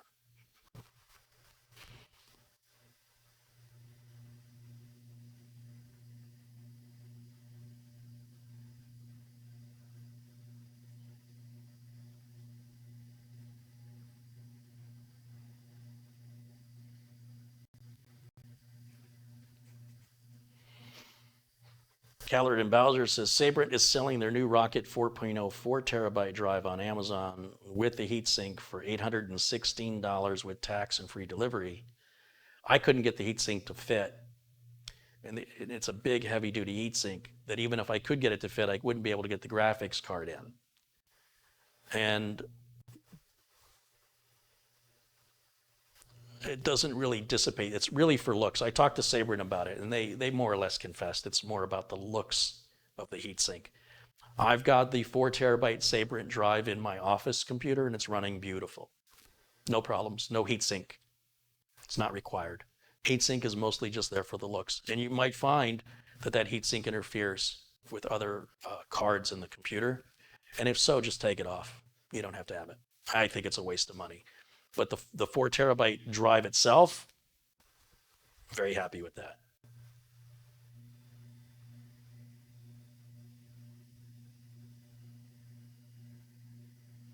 Susan says, can you work on my computer remotely? No, I cannot. The reason I can't is I can't see it, nor have I ever seen it. So I have no idea what I'm working on, and I don't want to take the risk of liability. And furthermore, I am so backed up in work right now. I've got people waiting. Poor Thomas. This is Thomas's computer. Thomas paid for this computer 2 or 3 weeks ago, and prior to that, he was on a waiting list just to give me money. I did a build video of this rig 2, 3 months ago. That's how backed up I am. So I just can't take on any more work. And even if I could, I wouldn't work on a completely foreign computer remotely. It's too much risk. You know, you could have a failing drive or a failing fan. I can't hear it. I'm not there. I can't see it. If I had worked on the computer within the last year, then I would work on it remotely because I'd have some point of reference to what I was working on. I would avoid anybody working on your computer remotely who has never seen it in person within the last 12 months. Cannot advise that. I think it's too risky.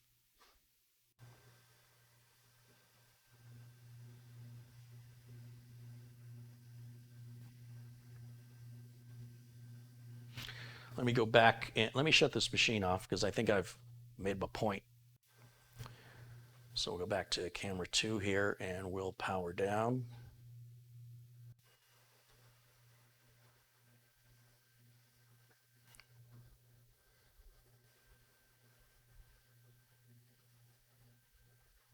Watch how fast this shuts down. Oh, it's off. That's crazy.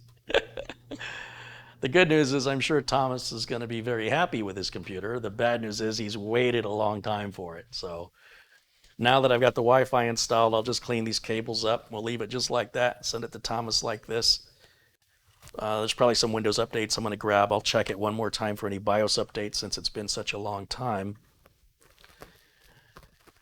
And then the panels can go back on it, and I can take it over to FedEx and get it out of here. And then there's Mohammed. Mohammed contacted me after Thomas. They were in like days apart, and I haven't heard from Mohammed in 2 months. So I will reach back out and see if Mohammed is still in the market, if he found another solution. Then there's Michael. Michael wants a computer for his son's birthday, and that's a whole new build. And then I've got a couple mini ITX builds just for fun. I want to revisit that glass cage computer or glass case computer that I built. I want to replace the front fan on it. But that's one of me projects. The Xenos computer build needs to be finished. I got that big Cougar case that just for fun. I'm going to put that together for a laugh.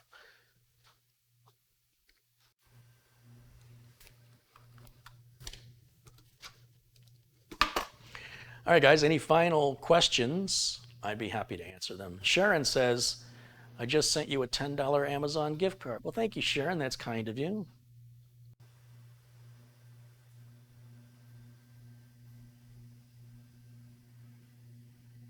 Kaizensen says, don't forget me. What's your name? How do I know you? Because I don't know you under Kaizensen. The Buick LeSabre case. That was the Pure Base 900. That's already shipped out. And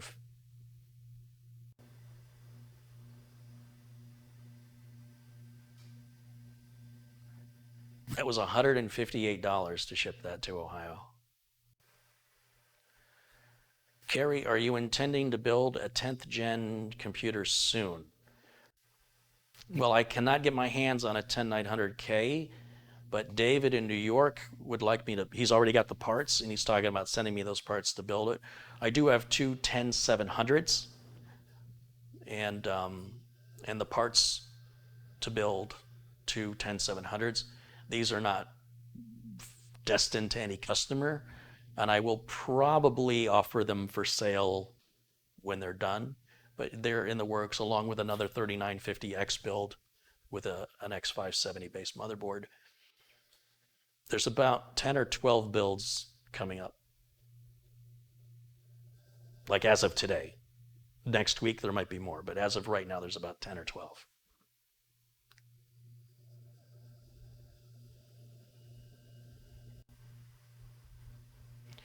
Is it okay to put a 9900K on an H370 HD3? I hope so, because I've got three H370 HD3s with 9700Ks in them. What did you just see? I just showed you.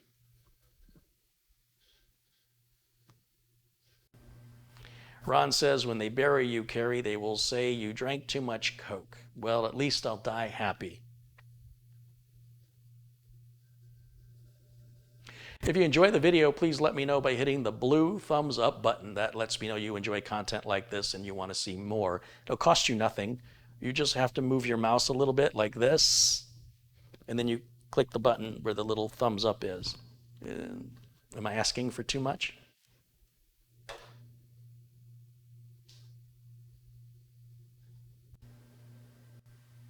With 1,200 people watching, it sure would be nice to get about 800 likes. That means 2 out of 3 people. How difficult of a challenge do you think that'll be?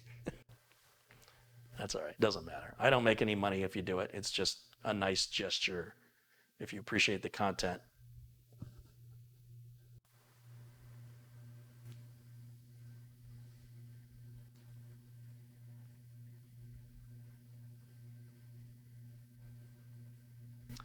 Anthony says, what would you say to a customer who says their internet isn't good? You do a clean install drivers.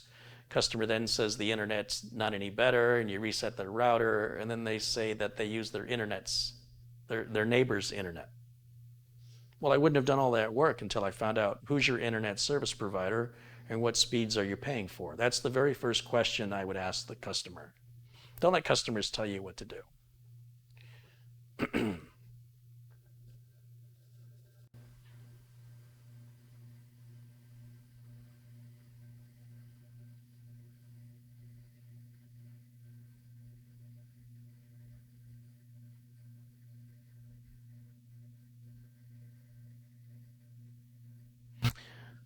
George or Jorge says, Carrie, you've got some fans from Lima, Peru. Right on. Awesome. I think that's the first Peruvian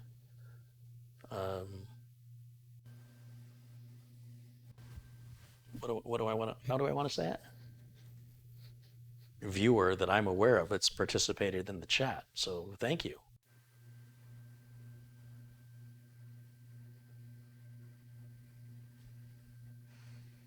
Paul says, I would click like more than once, but it won't let me.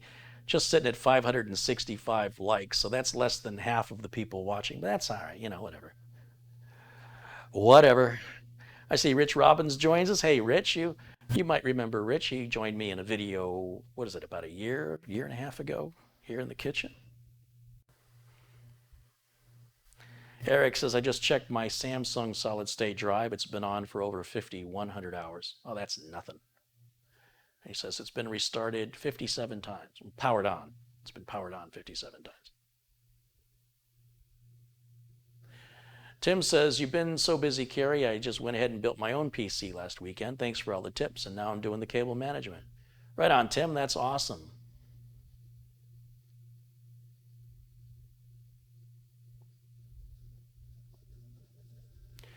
I don't make these videos to sell computers. I make these videos to encourage you to build it yourself. So I'm glad that you ended up doing that yourself, because that's what it's all about.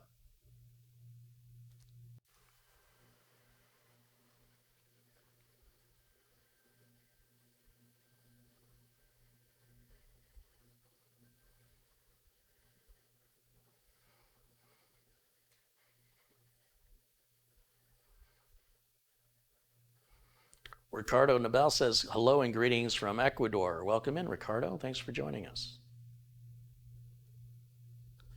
James says, I'll be getting RoboForm Family Edition, which is also 60% off. Oh, are you squeaking? Lyle's squeaking at me. It's not quite dinner time yet. You're a little early, boy. I'm getting the sideways look. Oh, he's getting up now. No, it's not. No, no, you're way too early, kiddo. What's up, Jimmy? Jimmy? Oh, watch the cable boy. Let me get this out of the way for the dogs. Snag it.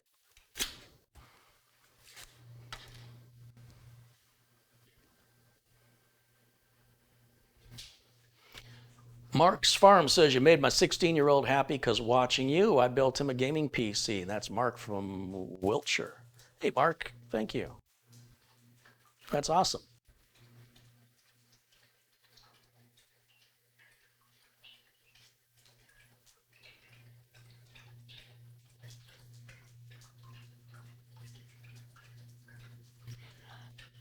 Miguel Silvera says, I'm having a Windows 10 error page fault in non-paged area with a blue screen. Do you know any fix?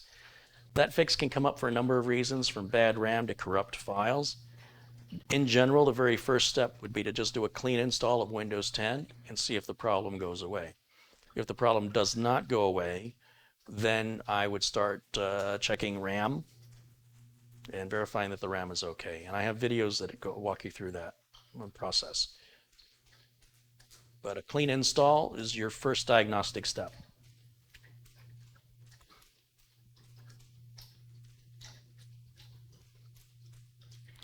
Eric Kaufman has contributed $5. He says, drink another Coke. Well, maybe some Gatorade. But thank you, Eric. Thanks for supporting the channel.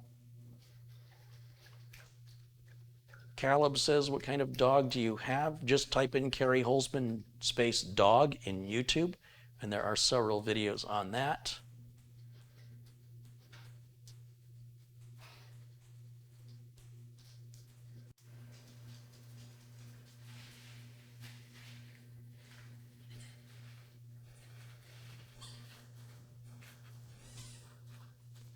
Edgar says, have any famous actors asked you to build them a computer? Nope.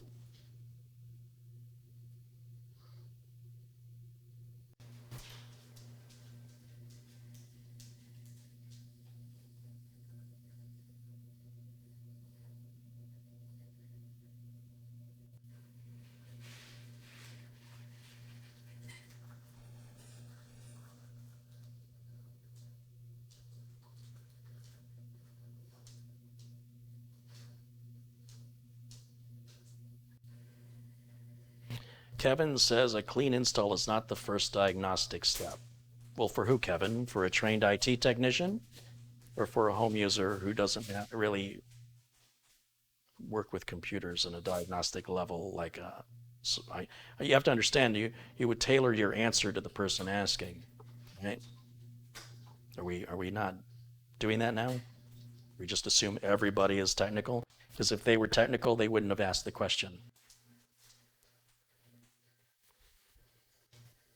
But, feel free to continue to contradict and challenge me, because that's always a joy. Dennis says Mitch is an actor, but that should count. But he's not a famous actor. Not yet. Not yet. But this is true. Mitch is an actor. He has been in commercials, on TV. He's a real actor.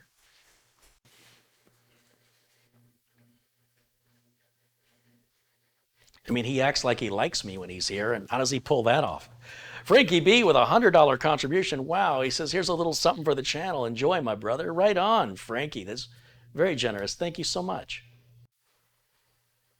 Terry Scoble with 10 Australian dollars says, thanks for the show today and the RoboForm discount. That's from Wickham, Western Australia. Well, thank you, Terry. And I like your name, Terry. Sounds a lot like Carrie. I can deal with that.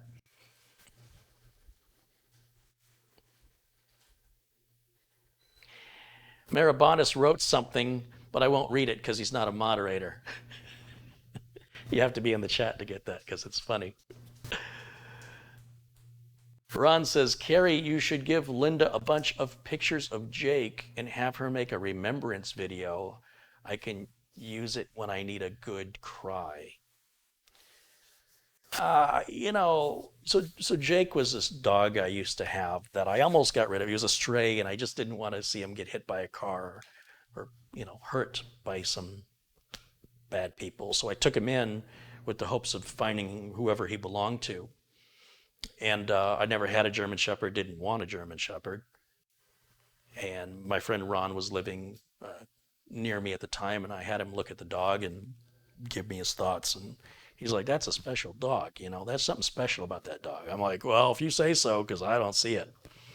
And he's like, I would keep that dog. Like, if you don't find who it belongs to, because I was telling him I was going to take it to the pound if I didn't find the owner in a couple days. He's like, "I wouldn't take that dog to the pound. That's a special dog." Okay. And I don't know, maybe a week went by and something between me and that dog clicked and we bonded. And then I was like, "Oh, I see what he was talking about now." And he was with me for what, 12, 13 years, something like that.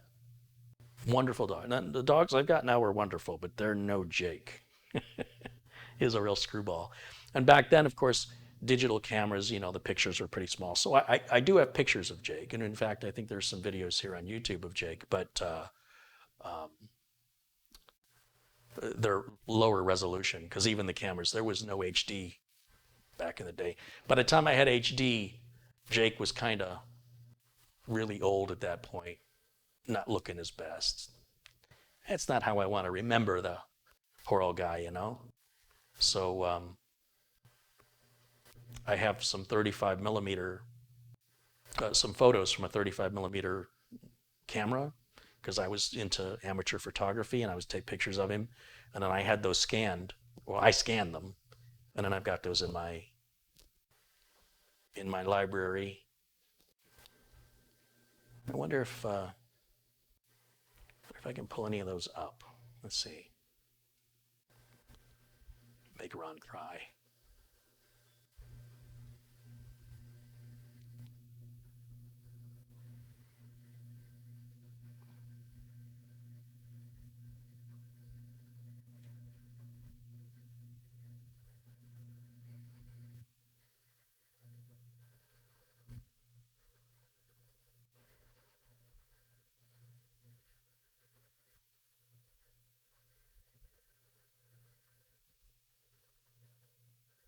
Oh, I guess they're not on the.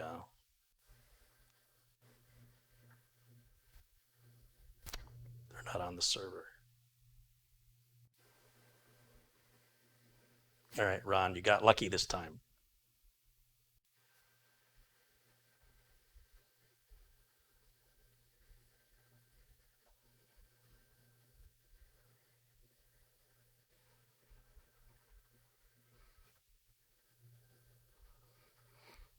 Did I miss something in the chat? Hold on a second.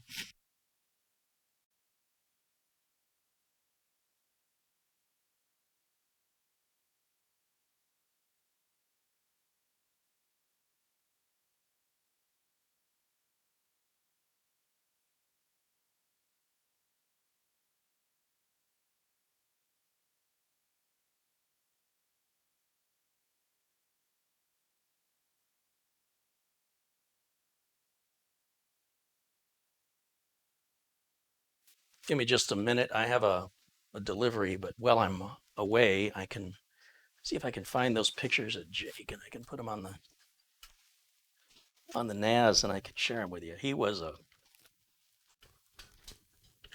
character. Let's see.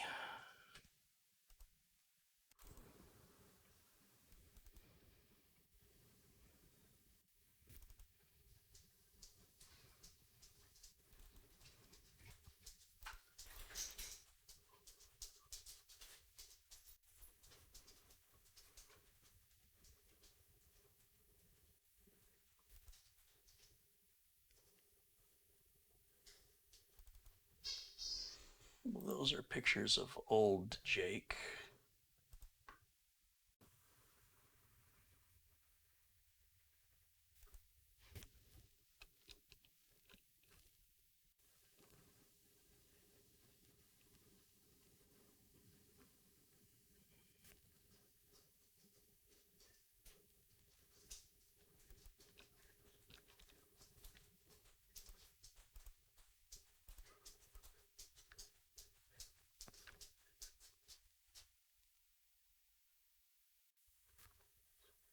Hmm.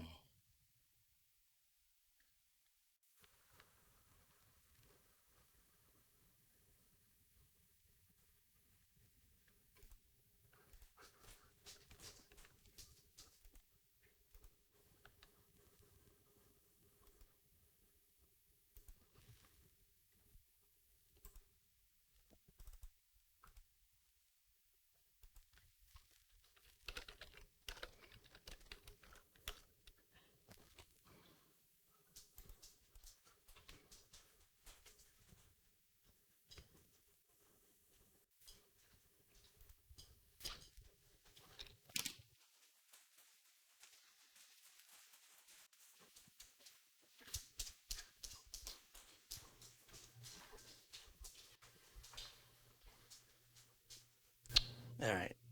Now you're in trouble, Ron.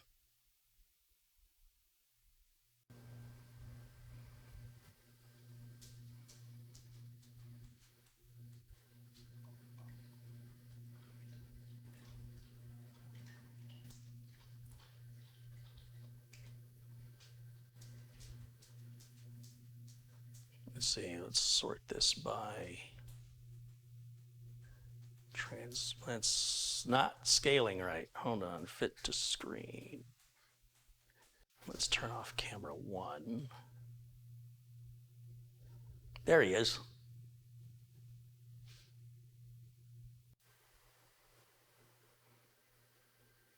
That was pretty soon after I found him, and I was surprised he wouldn't leave my side. He was pretty well attached pretty quickly. And I was used to having dogs that would try and run away. You know, when you'd open the door, they'd try and get out. And he would go out with me to the mailbox every day and check the mail. It was our thing. No leash. Scared the mailman. Jumped in his truck. I'm like, what are you jumping in your truck for? Because you got a dog? Well, he's friendly. He doesn't bite. He goes, well, he's got teeth, don't he? I go, so do I. I assure you, you should be more afraid of me than the dog. I wouldn't endanger you.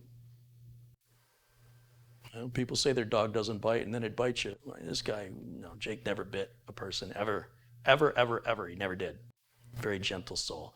That's Sparky. Sometimes it's kind of have this weird position. It's kind of funny. There he is. So at that point, I was writing my book, and Jake would keep me company when I was writing The Healthy PC. It was around 2005? No, 2003.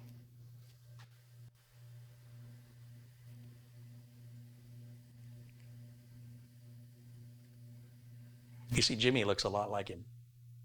It's not a coincidence.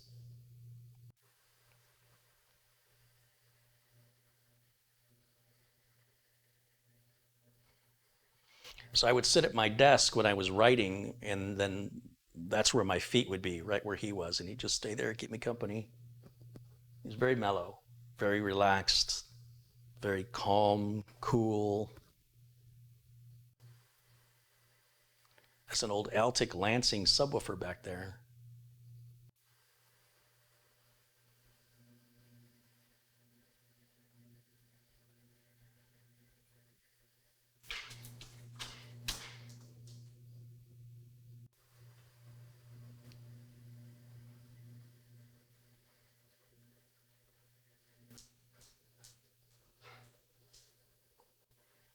Well, apparently he's got something to say.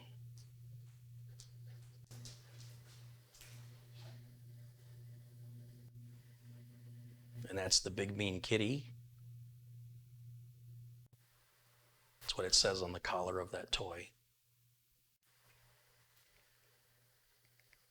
That was my a bedroom in the house that was an old office. That was my old office. I was doing some computer repairs in there.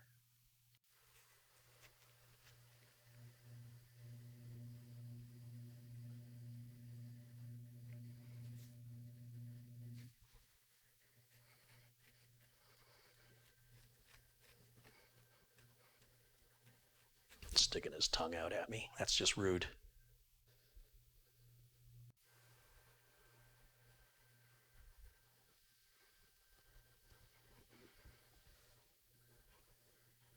Jake looked like a Belgian Malinois, but he was actually German Shepherd. He's just a fawn-colored German Shepherd. He does not have the head of a Belgian Malinois.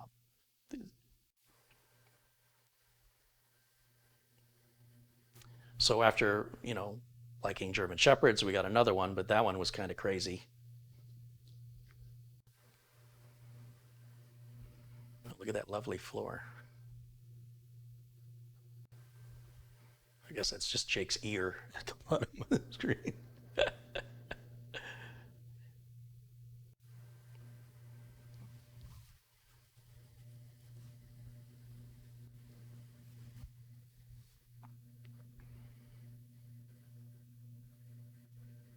So that's, like I said, that's a different German Shepherd there. And as you can see, they took over the couch. Oh, geez, look at all those remote controls. Wow. I had a lot of remote controls back then.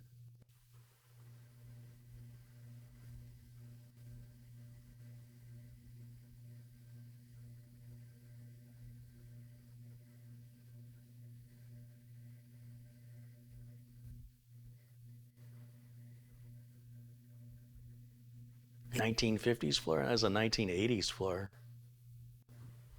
You can see how lovely my furniture was. Actually, I never sat in that chair. That was a chair just for the dogs. Jake knew where the dog cookies were, and he would open that door with his nose. He would push on the one because there's no handles on it, so he kind of nudged the one door, and then open it, and then look up at the cookies, and you just give him one. That's all he wanted.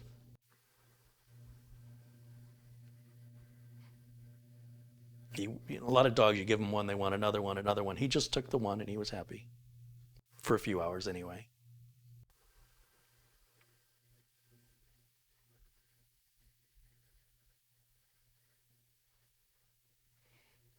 That's funny. That green toolbox, I still have that today in my garage. That's all my electronic soldering equipment in there.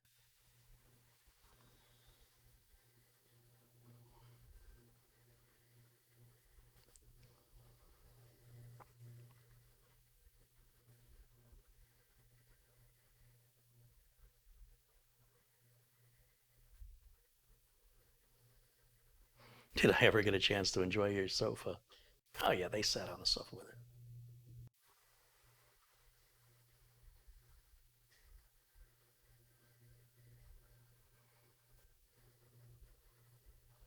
It's Sparky.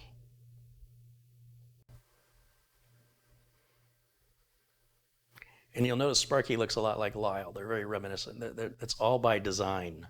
That is not coincidence.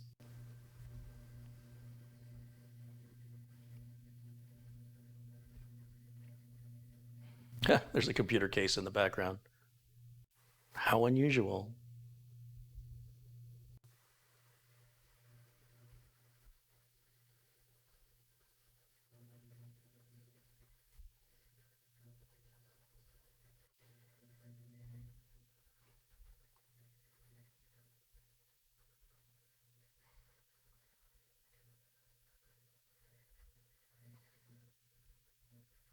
But those two got along like they were raised together. It's pretty interesting.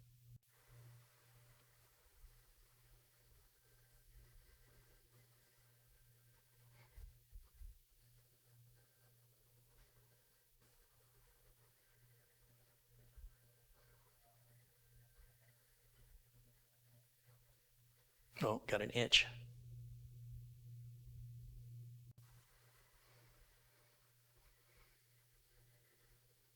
Well, those are the new floors that were put in after those other floors were pulled out.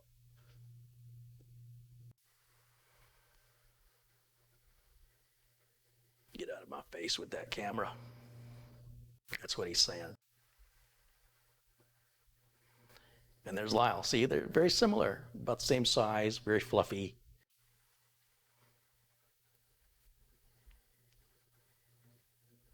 You think he's trying to tell me something?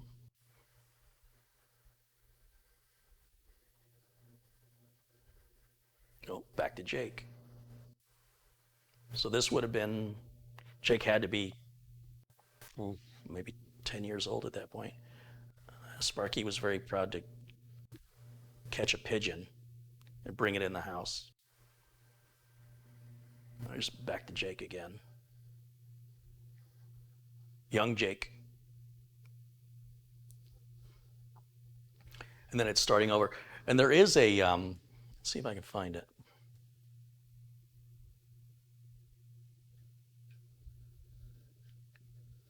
There is,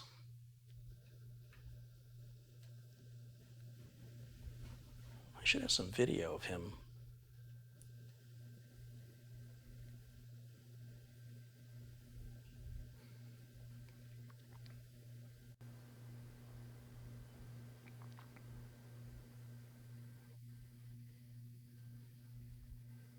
Oh, this would have been, yeah, he wouldn't have been in good shape.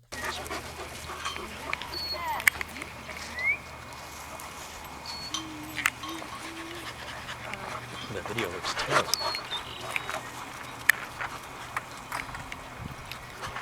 That's Max, that's bigger. I guess this video is not going to work. Here we go?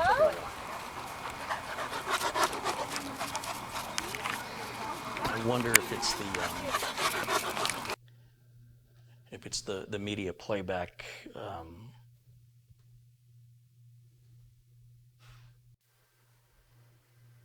codecs that are causing that. Let me try a different media playback.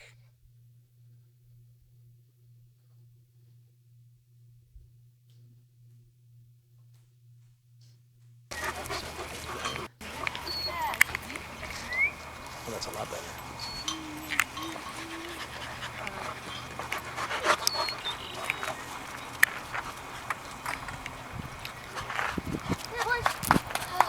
Sorry, the audio is really loud on that. I can just cut the audio. We don't even need that audio.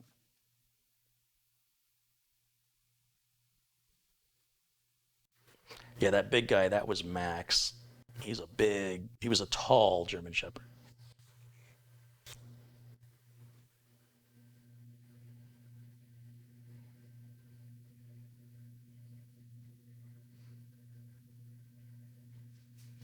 See how calm Jake is. He's just checking things out. How's everybody doing?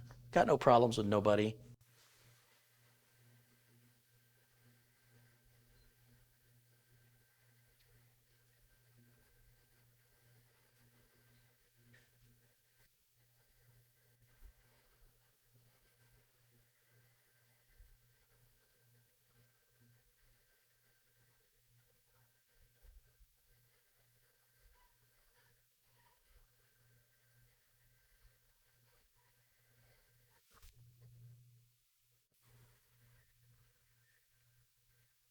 Where's the other one at?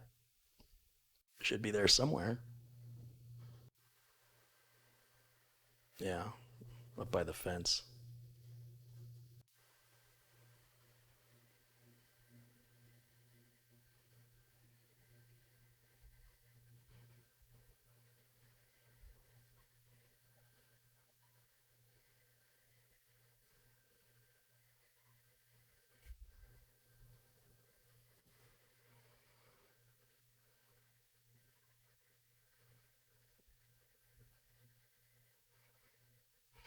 We used to shave Sparky in the summertime. He looked like a different dog.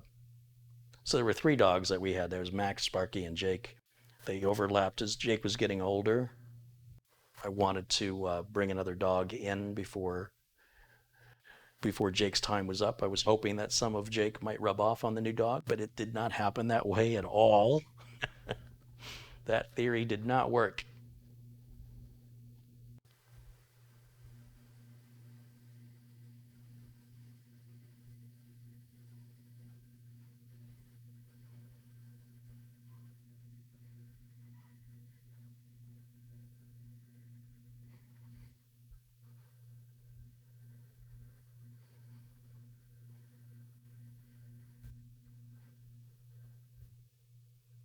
There he comes.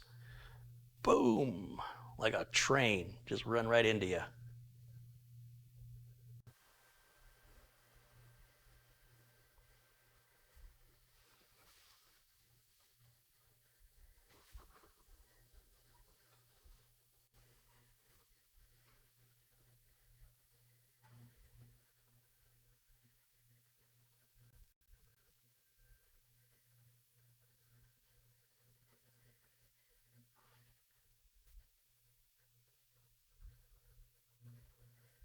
Somebody wanted some attention there. Hey, film me.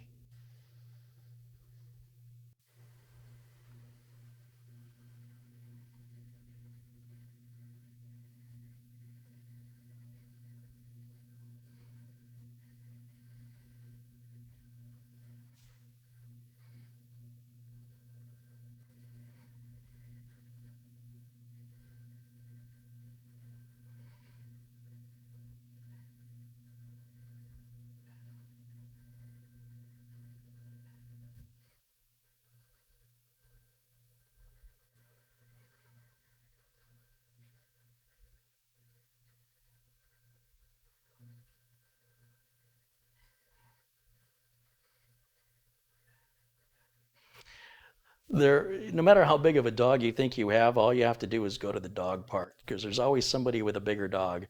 These people had this Great Pyrenees, and I thought Max was a big dog until I saw this Great Pyrenees. And I was like, holy moly, the size of that thing.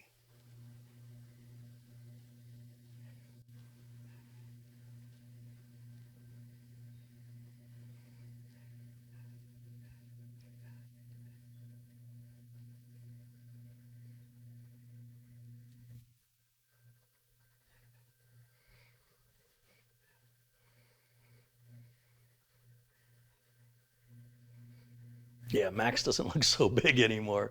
None of those dogs look big anymore when that guy walks in. And he's very calm. He knows, and there's his brother, there they are, or sister, whatever.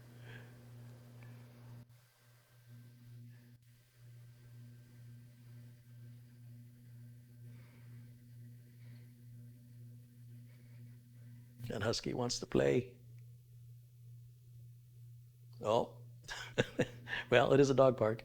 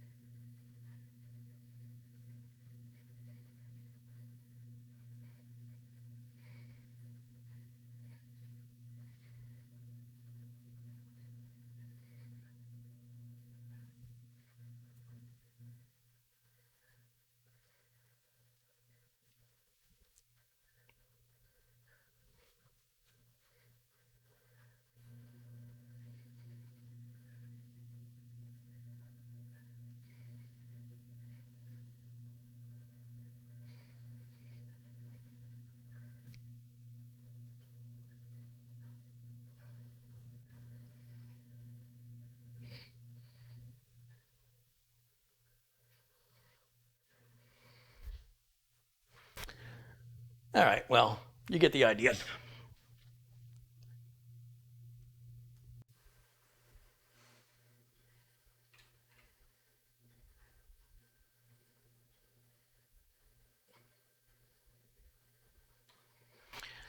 So anyway, yeah, a little history of the dogs there. So Ron was kind of instrumental in me keeping that Jake, the German Shepherd, and it kind of opened my eyes to how smart and loyal that breed was. Their loyalty is incredible. So I hope you enjoyed that bit of a diversion from the normal information.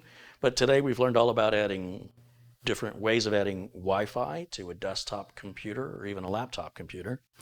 We've learned with proof about the reliability of solid-state drives and more evidence that I've just never had one brought to me or ever had one or a computer rather brought in for repair to to diagnose and repair. It just hasn't happened.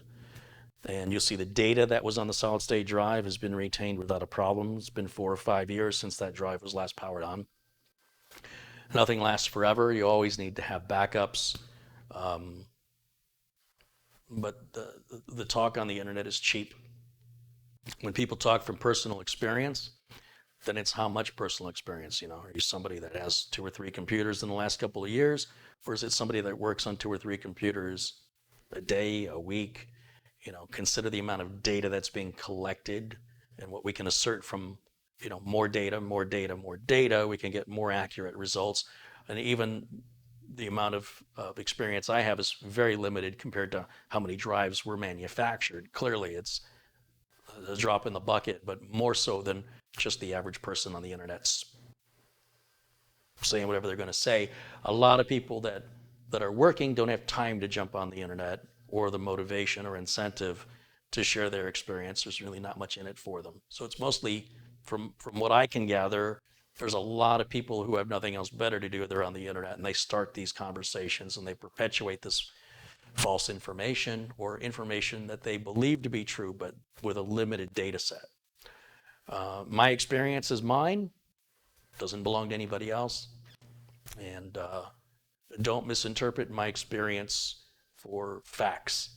I can only tell you what I've experienced, and then from that I can tell you that, for example, I've never seen a failed solid state drive, so if you ask me, do you think they're reliable? I'm going to say yes, I think they are reliable.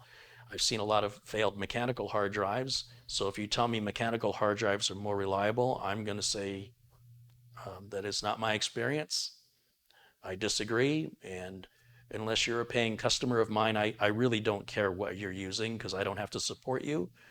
And you're welcome to believe whatever you want to believe. I'm just simply here to, again, share my experience, which I think is accounts for a bigger data set than for what a lot of the participants on the internet who have opinions on this are using to evaluate or to conclude these opinions.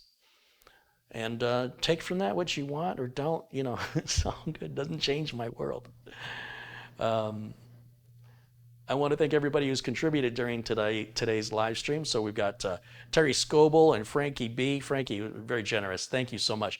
Eric Kaufman, Essential Working Too Hard. Newcomer 8771. Jamie M. Arvid Belarez. Jamie M. again. Niles Van de Sand twice there. Daniel Pexton. Thank you to Marty. Hope you're feeling better. Joe Dunderdale, Samuel Ramos, Chris Kingan, Rochester NY87, GZ McLeod, M. Watson 1972, Eric Kaufman and Marty again, Jeff Jankowitz, John Craig, Jose and Veronica Lopez, David Smith. I'm not quite sure how to pronounce it. Could be G's, could be Jizzy, Jeezy. McLeod, thank you again. Tac Tad, thank you. Abdul Azim Patel, thank you for your contributions today as always and yesterday. I appreciate that. ACM Dad, Brendan Ludy, Terrell Cockerham, Michael Dane, David Smith, Rick Lakes, Husky Boy, Ronaldo Torres, Pat Mullins, Rick Hubbard. Rick is the one who sent the Corsair 200R case filled with all of the Walker's Smoky Bacon crisps from England. Thank you, Rick. David Griswold, Thomas Robinson, John Craig again, Alvin Shaver, Rick Hubbard again, James Flattery, Darren Gilholm, Alan Wimp. Happy birthday again to Alan. And the first contribution today was from a good friend of the channel, Marty. Marty's had me build 4 computers for him, all of which have all been filmed here. So thank you so much for making all that possible, Marty, and hope you are feeling better. And Thomas Robinson there is getting in under the wire with a £1 contribution. And I guess we can just close out by feeding the dogs. I think it's dog feeding time. As you can see, Lyle already started to eat cardboard. Lyle, are you hungry? Jimmy, are you hungry? You guys want some food? Are you hungry? Are you hungry? So when a dog shakes, that means yes. I know it looks like no, but it means yes. Doesn't it? Good boy. All right. Here we go. You ready for this? There's that for you. Let's bring this around.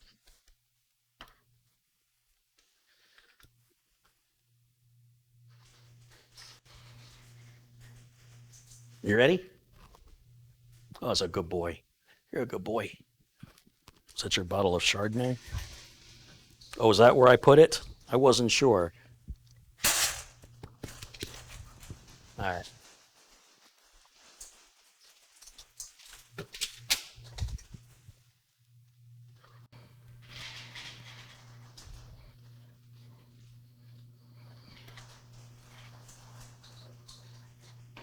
That makes me hungry. Now I'm hungry. We're all hungry.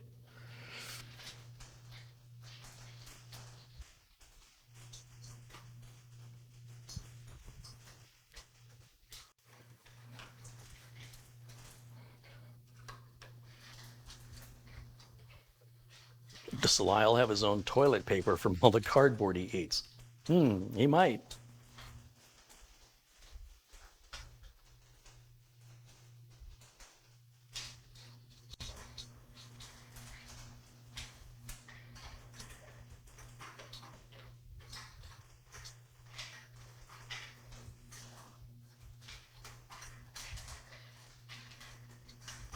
Jeff Jankowitz says, I am the first person to ever pronounce his name correctly. I bet your mom and dad got it right, but I'm glad I'm pronouncing it correctly, and thanks for confirming that for me. Boran says, hello, I'm watching from Bangladesh. Hey, welcome in. We're just wrapping up here.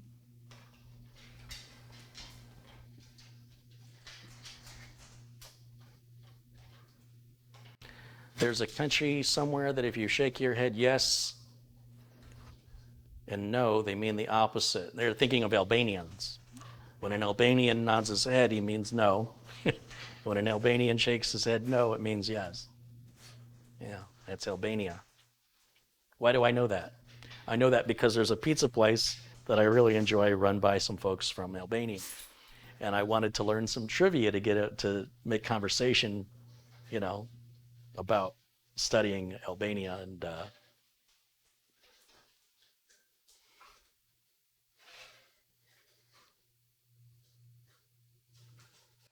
I did some research online, and I don't know, I guess it's true. I've never been there, but that's what it says online.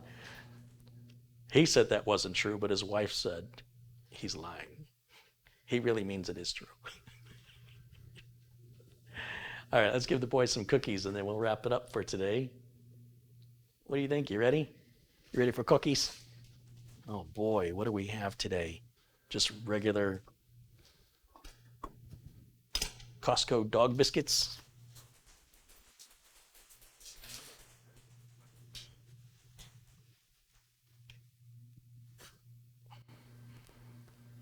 All right. I don't know what Costco puts in these dog biscuits, but the dogs go crazy for these. Can I have a foot? No. Give me the foot. Give me the foot. Give me the foot. Give me. Oh, oh, he's like, pay attention to me. All right, here. And you? All right, he's probably going to take it outside. See you later. Bye. There he goes. Yeah.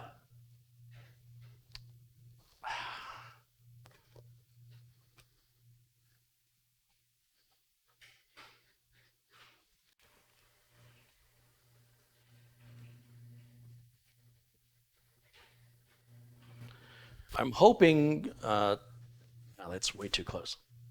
Oh, I see what the problem is. I have to move that forward. I'm hoping tomorrow I can I have one of two things I want to do. I either want to try the different coolers, the Hyper 212 versus the Noctua versus the Be Quiet versus there's a fourth one, the Hyper 212 Evo. Oh, the Mugen 5, the Be Quiet, and the Noctua on this 9700 KS processor, and compare the installation method, which one's easier to install, compare the prices, compare the noise level, and of course, how well do they cool? Or I have a new build to start as well, so I haven't made up my mind yet what I'm going to do. Either way, it all has to get done. It's just the order in which it occurs. So thank you guys again for watching. I hope I will see you all tomorrow. It'll be Friday. Friday's coming. Might even be there already for some of you watching around the world. To all my friends in blue, thanks you guys for helping to keep it civil in the chat room today. And Madi is telling me that I need food. I'm doing all right, Monty. And to everybody who's not yet blue, be kind, be friendly. I will see you and I will turn you blue after I acknowledge I've recognized your name a few times and that you've been a kind and a supportive person. Just be nice. I know it seems like a bizarre thing, but in today's day and age, it's actually quite rare to have a collection of nice people all together at the same time. And I would like to make this community much, much larger. If I had anything I wanted, I would rather have this community of 10,000 people versus $10,000. I would much rather have the community and that sense of belonging and that sense of friendship and supportiveness in the world today. I think it's more important than ever. And I'm so glad you guys have become a part of that and decided to be a part of that. That's going to wrap it up for me. I will see you all again very, very soon. Until then, I'm going to close out the show. My sister made a new intro for me that looks like it was made on an old 8-bit computer. There's nothing wrong with your screen.